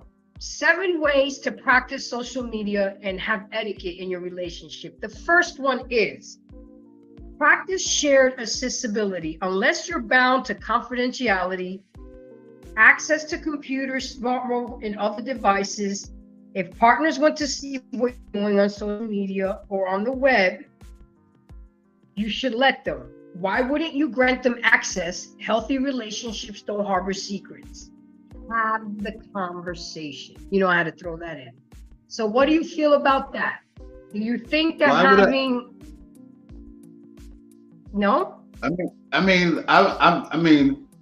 I'm not against it, but at the same time, why am I going to look like I'm not wired to go look into my lady's social media account. Like, that's not where I'm at. Right? So the female asked you, in order for us to date, you would have to be comfortable for me to be in your social media. And you need to be in my social media. Why? Because I want to see that you're doing right by me and not disrespecting me. So you're not going to take my word that I'm not doing anything like that. I'm just trust and verifying. I mean, we're having a conversation like people would, like people are supposed to be having the conversation. Well, yeah. Because it's to me, I'm not wired to do that. Like, why am I like? I'm not going to go through your stuff like that. If we're in a relationship, then I'm trusting you, right? I'm trusting you, right? Okay, so I'm not going to. We're having the conversation, right? I'm trusting. What do you have to say about that? Absolutely not. No. But are you hiding something that you won't let me go? You won't let me have.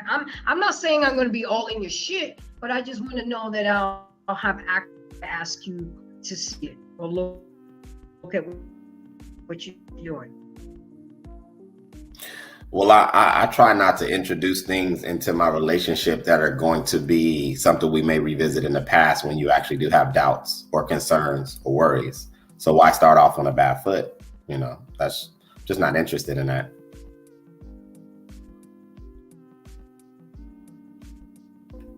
And by the way, True, let me know that communication, 70% of it is body communication.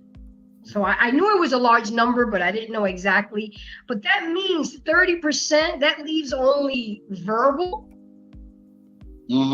and body, verbal, and words, just words itself. So That's important too. So sometimes you might not have to have that conversation on the phone. You might have to have that shit in person.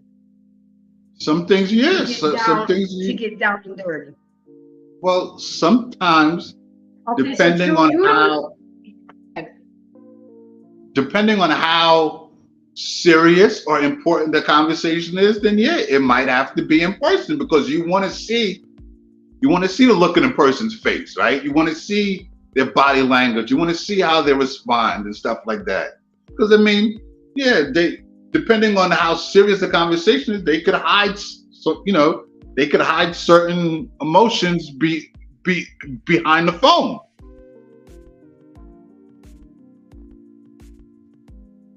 I have that little trick on Snapchat that your messages can disappear right away. Yeah. I'm like, wow. Wow. So I guess that's why they send the pictures and then it disappears right away, right? Is that... Okay, so True says hell no. Well, Gary says it's not necessary. True says hell to the no. Okay. And I say, let me say eventually. This. I don't say right. Go ahead. Let me say this. Now, in something similar, if we're in a relationship and let's say, I don't know, my phone is in the kitchen and it rings, you could answer the phone and see who it is.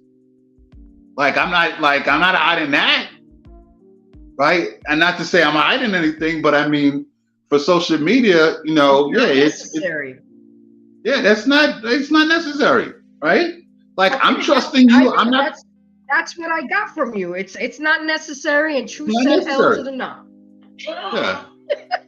I got it right, True? I'm trying to be diplomatic, right? I'm trying to be diplomatic about it. It's not necessary. Well, this is my take on it.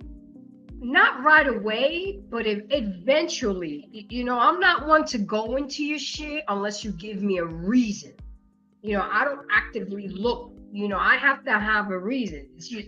Okay, True, we'll agree to disagree. Number 2, allow your partner to be friends. Yeah, go ahead. But here is the thing, though, and I actually went through this a while back, right? Where if I agree, right? So if I agree and you go do that, so if you say you have a bad, I don't know, you got a bad feeling, or somebody said something and you want to go look, and if I let you look and you see that's nothing there, we're done, right? Why? Why? Make me understand. Why are we done? So I was wrong. My bad. So you want to, but see, that's it. But the thing is, if you feel that something's there and it's not, and I show you that nothing's there, then it's like that. To me, we got to be done after that, because you coming to me. Okay, I already told you. I already told you and explained to you there's nothing there, but you still want to push it. So I should take your word for it. You still want to push it. All the way. Right. So if I tell you and you're not trusting my word, right? Hold on. Offended that I didn't take your word for it. Right. If you're not trusting my word, and I say to you, babe, look, there's nothing there, but you want to push it, and I say, well, look, if you go in, I'll let you go in there, but once you see nothing's there, just know that we're done.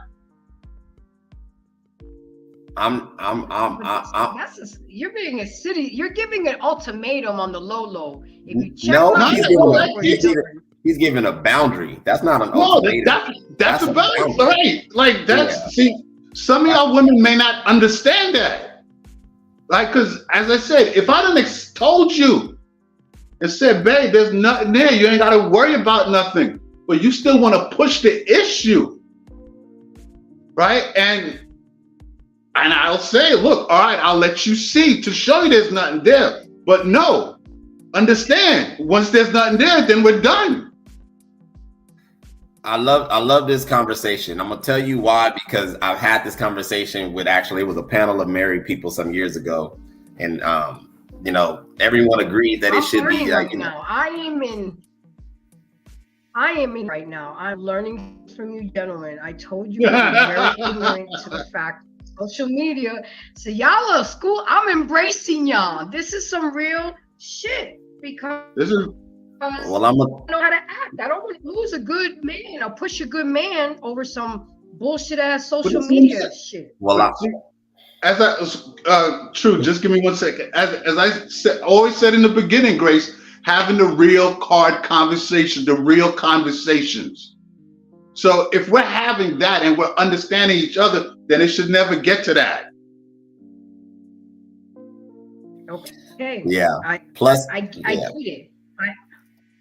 I get it. Yeah. I get it. I think it's dangerous Moving because I think it's dangerous because we already know that the sexes communicate very different. The way men socialize is very different. The way women socialize is very different. And I had just found that anytime you give a woman access to something like your phone, which is a personal thing, whether you're doing anything or not, it's left to interpretation. It's going to open up more dialogue that sometimes is not what she may perceive it to be, mainly because there is some level of insecurity in her. There's some level of doubt in her. Whether you're a good man to her, she's had no reason not to trust you or not. And so the way I look at it is like, I'm not going to create an environment that allows you to exercise a freedom of like going through my phone, because there is going to be a day that's going to come that you're going to doubt my word. There's going to be a day that's going to come that something's going to happen where you're going to read deeper into it than what it really is. It could be at a mixer. You see a social, you know, a coworker of mine or associate of mine where we interact and we giggle and we laughing, and maybe it's been 20 minutes and I haven't came over and said nothing to you, or maybe I interacted with her briefly and didn't introduce you. That's just how women are. If I give you the access of going through my phone, this is going to automatically tell you that that is allowed. And then you're going to use that in the future. I just feel like it's not necessary. I feel like it's already screaming that this is some level of insecurity. Also, the biggest part of it and why I push back on it so aggressively is that anytime you can talk to me as my equal, as another adult, and command me or demand me to show you my phone, you automatically are taking a position of authority in my life. And you're not my mother, nor are you my employer, nor are you the government. So I'm subjecting myself to an authority position you have as a grown man that makes no sense to me. I'm not your subordinate. We're equal in that sense. So I would never demand you as my woman to be like, show me to verify. No, if I got a concern, I'm gonna talk to you. If there's something I don't like, we're gonna have a conversation as adults. I don't need to go into your phone, look through your phone records, follow you where you at. That's crazy to me. My exact point. I wouldn't do that. Yeah, so that's for me, it's that. It's if we're in a relationship, sweetie, and I'm treating you as the grown woman you are, there is under no circumstances are you allowed to ever put me in a secondary position and say, you owe me this to make me feel secure. No, I don't. Ever. Because you're not my authority. Ever. It just, so like Gary said. Is doing her, True. What if that man is doing her and I do find something? And I was right. How would you can only find something if you're looking for something? Like, it'd be different if you blatantly see it. Like, but most females do not have hard proof. They have this intuition, or what I like to call female gas, because they think that somehow, some way, something's occurring. And that's not always the case. So if you have doubt, open your mouth and let's have a conversation about it. The moment you think that your emotions or your feelings or your security is more valid, more important than the trust that we've established, the communication that we've established, you have ruined that relationship. And what Can we say that for the people in the back so they can hear it? Yes, say that again, True, because you're dropping some true gems right now. You're dropping some true gems. That's what's up, bro. That's what's up. That's what's up. Yeah, well, yeah, because I'm gonna have to clip this. I'm gonna have to clip this, True.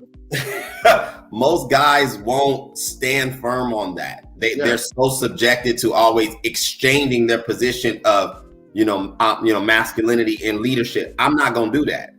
So I want to always have a relationship that's built on foundational pillars. Communication, trust, honesty. Absolutely. Yeah. So that's why the phone thing for me, that's an automatic hard no. I don't care who she is. Now, if I have given and volunteered that, if I have said, hey, you know, check it out, or if I've shared that with you as an option, let that be my option. But you are never allowed to exercise that as, well, I should be able to, or you love me, right? No, chick, not that much. It's you have a hard boundary here. Exactly. Oh, that's right. I love the passion. I love it. That's Can I just say this? True gems at Embrace the Grace. Let me just say this quick. I've had a few female friends of mine who actually three are engaged, the other have regular boyfriends, and all of them, they were like, oh, like, and they have no qualms in saying, oh, well, when he goes to sleep, I go through his phone.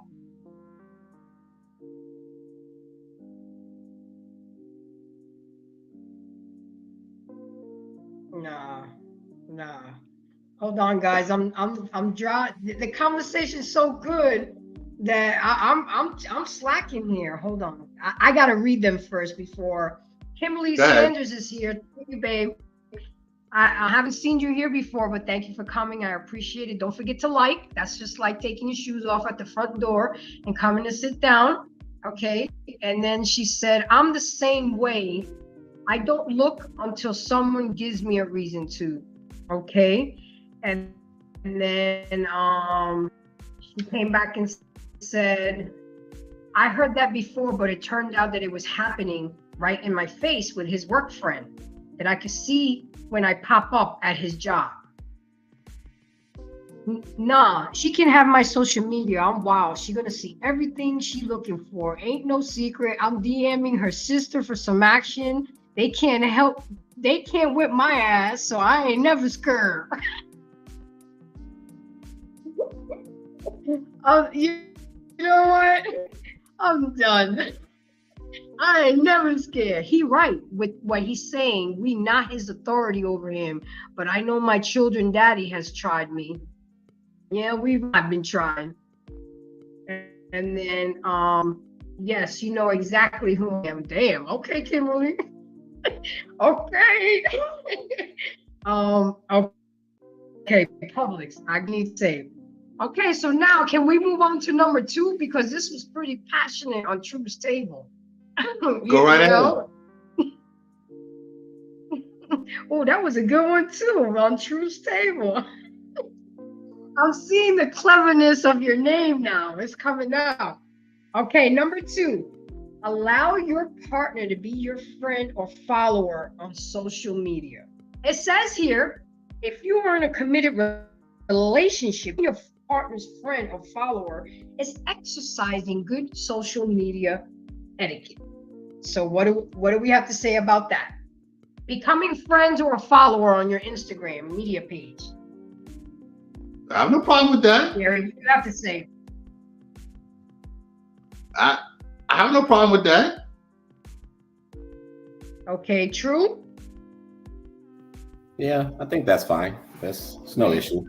Being a friend, being friends or a follower, again, even with that, for me, that I'm not wired to go looking through your pictures or comments to see who's there. Okay. I mean, so why would you need number 1? Why would I need access to your phone if you're allowing me to be your friend? Well, I know there's a lot of shit people can do, even though you're friend. Never mind. I just answered my own question.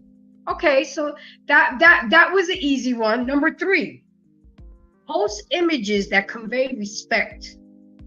Avoid posting photos that could offend, embarrass, or hurt your partner.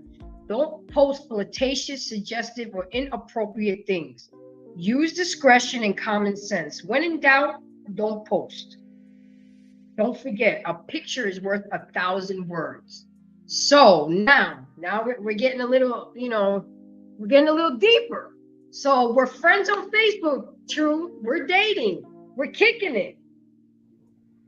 Well, a person like me would understand that you're on YouTube and you know a lot of people and you're going to be networking and you're a handsome guy. You're going to attract. See, I'm a little bit older, so I think I can kind of be okay with that because I have to understand what what I'm saying, what you're trying to do. But let's say you have your regular girl and now y'all are friends and she don't really know how big you are. And yeah, I'm putting it out there. So, we got to put it out there in the universe. And she feels like you're starting to post things that are inappropriate. How do you guys deal with that? I had a situation similar, but it wasn't so much about the relationship. It was content based. I had posted a picture of a girl because I kept on trying to explain what I thought to be sexually casual. So I used a visual aid of a girl who had a sexually casual look. And my ex-girlfriend actually had an issue with that, mainly because she just felt some type of way about it. She took it further than what it was. I didn't really care because. What was it sexual casually? You got to rewind that for me. I'm trying to process it. I was trying to explain to my female friends, at least for me, that when I was saying that, so I have certain things I don't really allow. Like I don't let girls show up in my house if we're going out on a date with sneakers on, unless we're going to the basketball game or the football game. Like she has to look a certain way. If she shows up with sneakers on, we not going nowhere. And so I've explained this to my female friends, and what I found is that they don't know the difference. So what I'm like, you should dress your best. But they automatically think like prom, wedding, like a woman making herself up. She goes to the range of like, oh, I got to do all this work. It's going to take me 4 hours to get ready. And I'm saying, no, it could be sexy casual. It could be nice fitted jeans and a nice top. Do your hair, little accessories. So I used the picture. I used the visual aid of what I was talking about. And my ex did get mad about it because she felt that I was not so much talking about her. And I explained it to her. I was like, it's not about you. This is more for the audience, and the content I was creating. But for me, if I was with a girl and she was posting online, the only time I would have an issue is if her behavior online is not reflective of what I experience her to be in real life. Like if she's, respectful and has decorum and those things while, she's around me, but then on her live, she's like twerking in public and like getting pitch drunk and falling all over the place, or maybe giving a dude a lap dance, like some crap like that. That would be problematic for me. That would be extremely problematic. She's a representation of you. Exactly. And that's not who you know her to represent herself. And it's funny that you say that, True. I had that experience where a guy told me to change. But okay, I'm gonna tell the short version. I was coaching a game. We were gonna meet for the first time, so he was gonna come to my basketball game. So at lunchtime at work, I went to Dick's Sporting Goods and I bought me a fresh Adidas outfit from head to toe. Boom, boom, boom, boom. Okay. I come out and he was like, oh no. I'm like, what? I'm about to coach a game. What I'm the type of coach that paces up and down the court. I bend down when I call a timeout. I'm all into it. He was like, first of all, I can't tell who the players are or who the coach is. You look just like the players. And then he said, you too fine to be dressed like I don't want to say the word, but just imagine an all sports outfit. And I'm like, but he was like, look, and he was smooth with it. I don't mind you dressing like that, but if you want me to come to the basketball game with you, you can't be dressed like that. So he gave me the option. You know what I'm saying? It's like, you could dress like that. I don't have a problem with it. You're just not with me. And I'm like, you know what? So I really had to the old one. If I was 20 or 25, I would be like, well, whatever. I'm going dressed like this and da da da da da da da da da. But I said, nah, this nigga fine. He got it. What that and like, it's crazy, but go ahead, Gary. To your point, True. Like I definitely agree because I I guess I'm kind of spoiled, right? I'm kind of spoiled because when I go out, or if I'm going out with a woman, like, the hair, the nails, the heel, like, that's just how it works. That's like, That's your thing. That's how it has that's to my be. thing. And That how if she You know? can't do that, then we can't. Because I mean, look, many years ago, one of my mentors on Wall Street, he said, "Your lady's an extension of you," right? So when you're going out, right, you want to make sure that your lady's looking properly. She represents you, and ever But since even then, when she's not going out with you, Gary, she still Exactly, represents you when But she's out by herself. Ooh, Lord, Exactly. y'all saw Grace Gary's woman? She look a hot mess at Publix. Ooh, but when See? I get it. But I this is get what it. I'm saying. So I've been kind of spoiled because the women that I've dated it wasn't nothing for them to dress a certain way because that's how they were, right? Some women, you got to twist their arm for them to do their hair, their nails, wear heels and stuff like that. And there's other women that's just regular for them, right? So and I think it's important. So for me, that's my thing. So when you talk about, if we're gonna go out, this is how you have to do. Absolutely, like this is how you got to be. Because when I'm out, like the only time I wear sweats is when I'm home. Right? When I leave, I'm not. So let me end the story real quick, Gary. So this is how the story ended. My ass went back to my room and I changed. I found something cute. I found something feminine, but it had to be comfortable. Because remember, I'm about to coach a middle school basketball game. I'm not, So when I came out, he was like, that is much better. And do you know, for the rest of the season, unless it was cold, I took on that dress style. I got more respect. I got more attention. Because coaches and refs were trying to holler. But it's like sometimes you have to get out of your comfort zone and do something different, especially if you want to obtain something. It could be a person, it could be a job, it could that's why they say dress for the position you're applying for. Right? Yeah, right? In that mindset. So if Gary and True say to the girl that they're talking to, look, I like your hair done, I like the nails done, I like you to wear heels, they're giving you the playbook. It's not up to you. Well, it is. You can make the decision. Nah, fuck that. I ain't doing that. But then you won't be dating True or Gary anymore. You'll be moving on to a Pookie who's okay with that bullshit. I mean, and again, I guess it's the word. Men are allowed to have standards too, ladies. Whoever ladies are in my line, they're allowed to have standards. And you can't get mad at them because they were taught better. The ones that don't give a shit how you look and the ones that you walk out the door any kind of way, they don't respect you because they don't care how you look. So with that being said, but we got off track a little bit. But number 3, what do you feel about posting inappropriate things? I mean, you're talking to a girl, your friends on Facebook and Instagram and whatever, and she feels some type of way that you're all hugged. Like my homeboy came to my job one day and we were so happy to see each other because we graduated from high school together.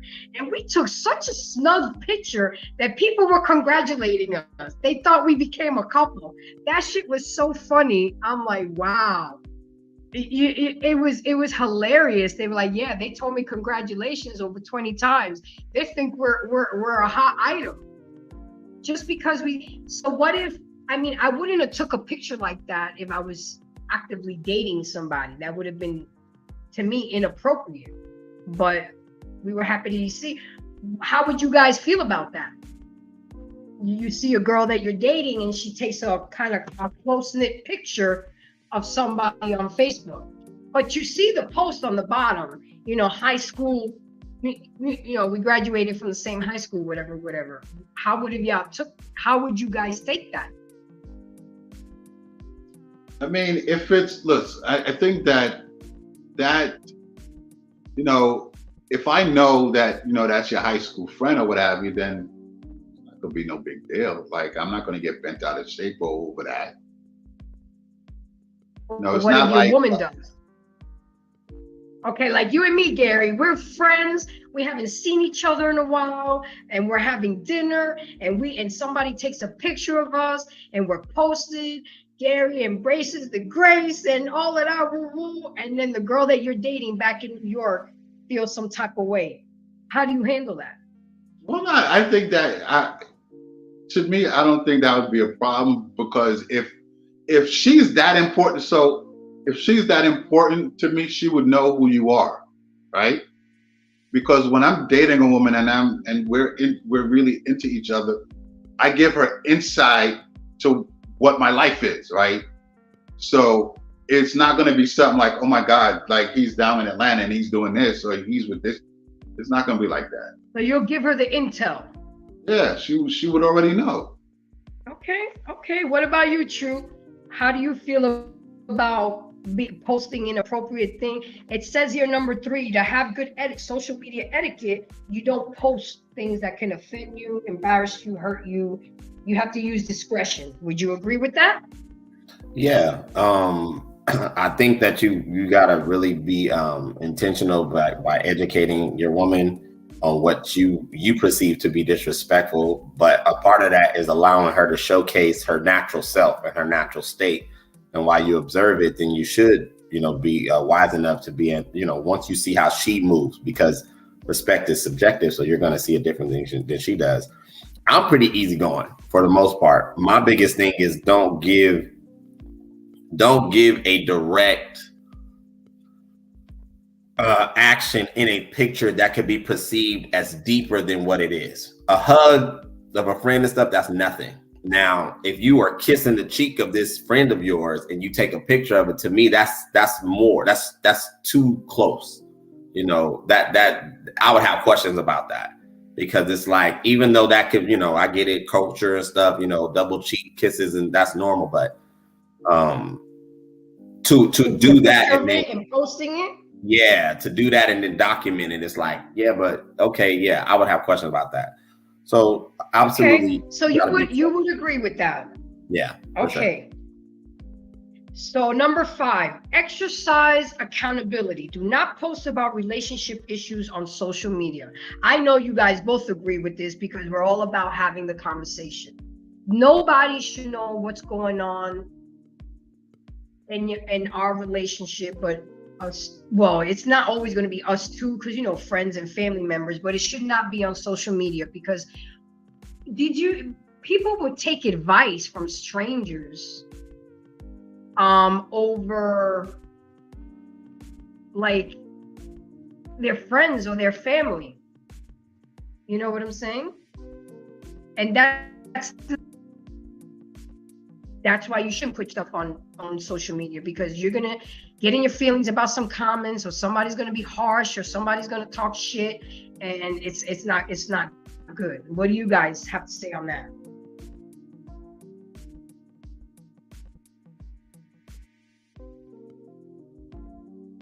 Did you guys hear me? Gary? True? Can you repeat it? It broke up a little bit. About exercising accountability. Well, yeah, I mean, yeah, you crossing boundaries. Well, I mean, look, it goes back to having a social media conversation, like I would say. Make sure you're not posting anything that you and your partner, y'all don't like. Or, I mean, kind of like what you said, I'm pretty easygoing. I'm pretty simple. So, like, I don't want to see you posting anything crazy out or out of order. So you have to have some type of accountability or what you post. But even before that, we would have had the conversation, so she would already know like what she can and can't post, so to speak, or what the boundaries are. But then also too, if her and I are already if we're getting into a relationship, I would already seen like her social media and how she is, right? So there would be nothing out of the ordinary, if you will, that she would be posting. I hear you. And what about now? There's a little cliff note here. Stay away from the DMs, especially with people that could potentially lead to either an emotional or physical affair. How do you guys feel about them DMs? I mean, like, I don't think that, at least for me, you know, I really don't pay them no mind like that. Now, again, with her, she has to know, like, we obviously had a conversation, and she would know how to deal with guys guys in her DM.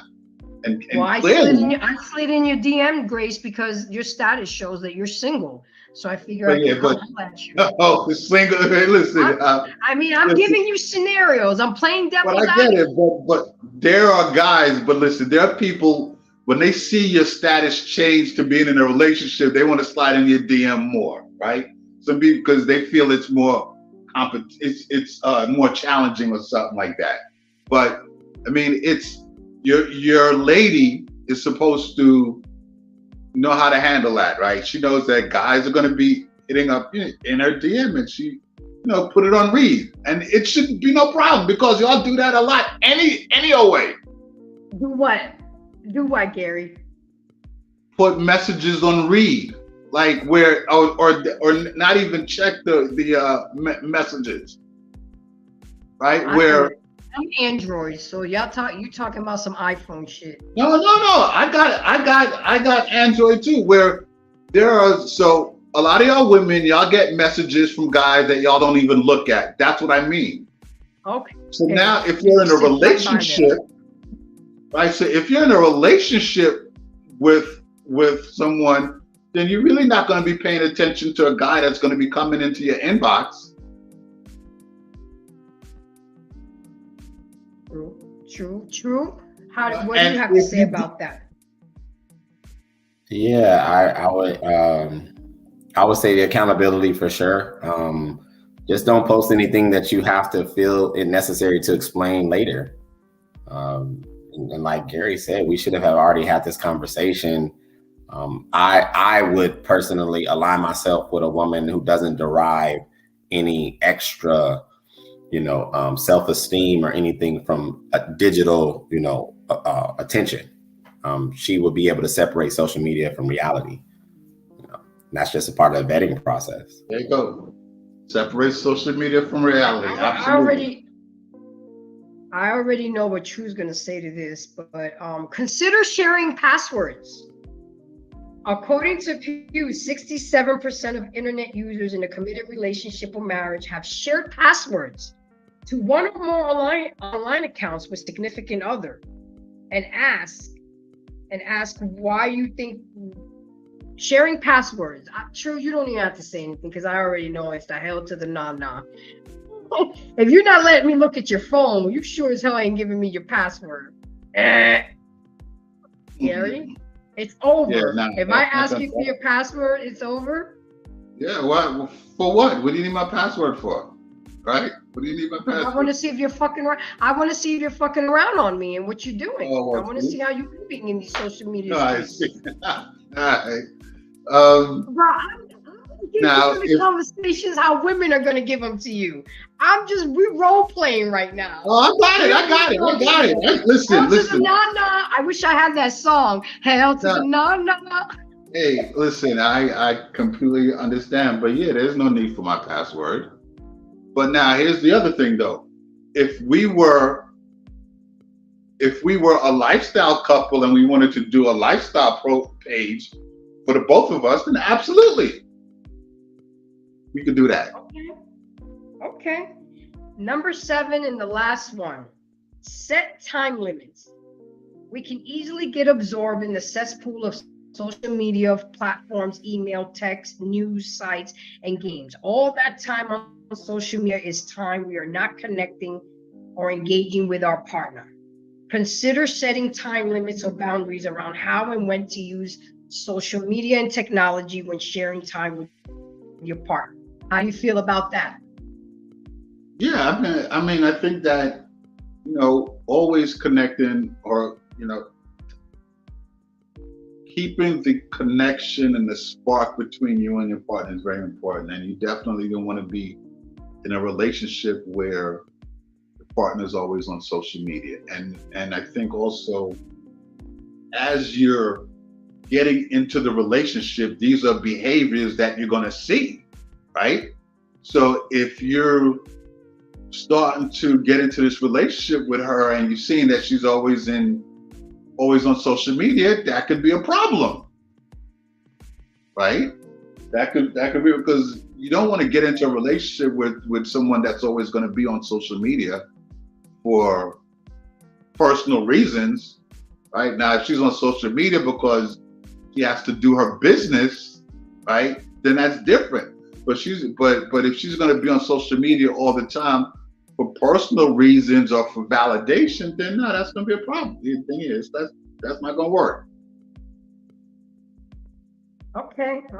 Let me get into some of these comments, True, because we already know how you feel to the no. So I wish I had that song, that little thing. Hell, you know that song, Hell to the No. I know. Kimberly, you see me on my business. I think I know who you are now, Kimberly, but I know you as your screen name on Instagram. She said, no, Grace, you know me. Okay, I know you, I know. And I tell you one thing, my children's daddy had 3 different pages for social media. Okay, is that do you see that as problematic? A man having 3 separate pages for social media? Kimberly, do you have a problem with it? He had a page that I can see and other pages on the same network, social media, that I didn't know about.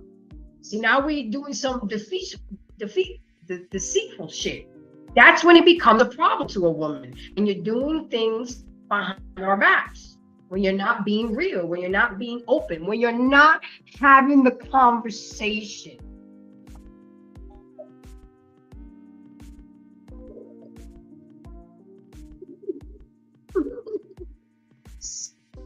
So with that, GQ said, my password is off limits. I hear you guys. I mean, I think we covered everything. It's a good conversation, and it needs to be had, and especially in relationships, to minimize. Relationships are already hard enough. Now we got another layer that we have to work through, and we just, again, we have to have those conversations. It's must.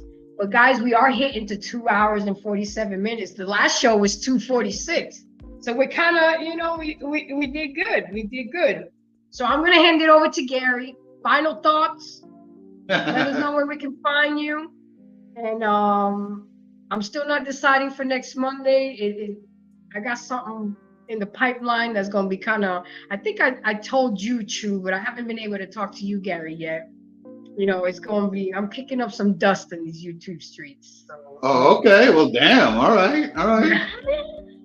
So y'all just have to tune in. Okay. So Gary, your final thoughts, and let us know where we can find you. Well, look, when it comes to social media and relationships, I don't think social media will, if you let social media destroy your relationship, then that's what's going to happen. But your relationship is supposed to supersede social media.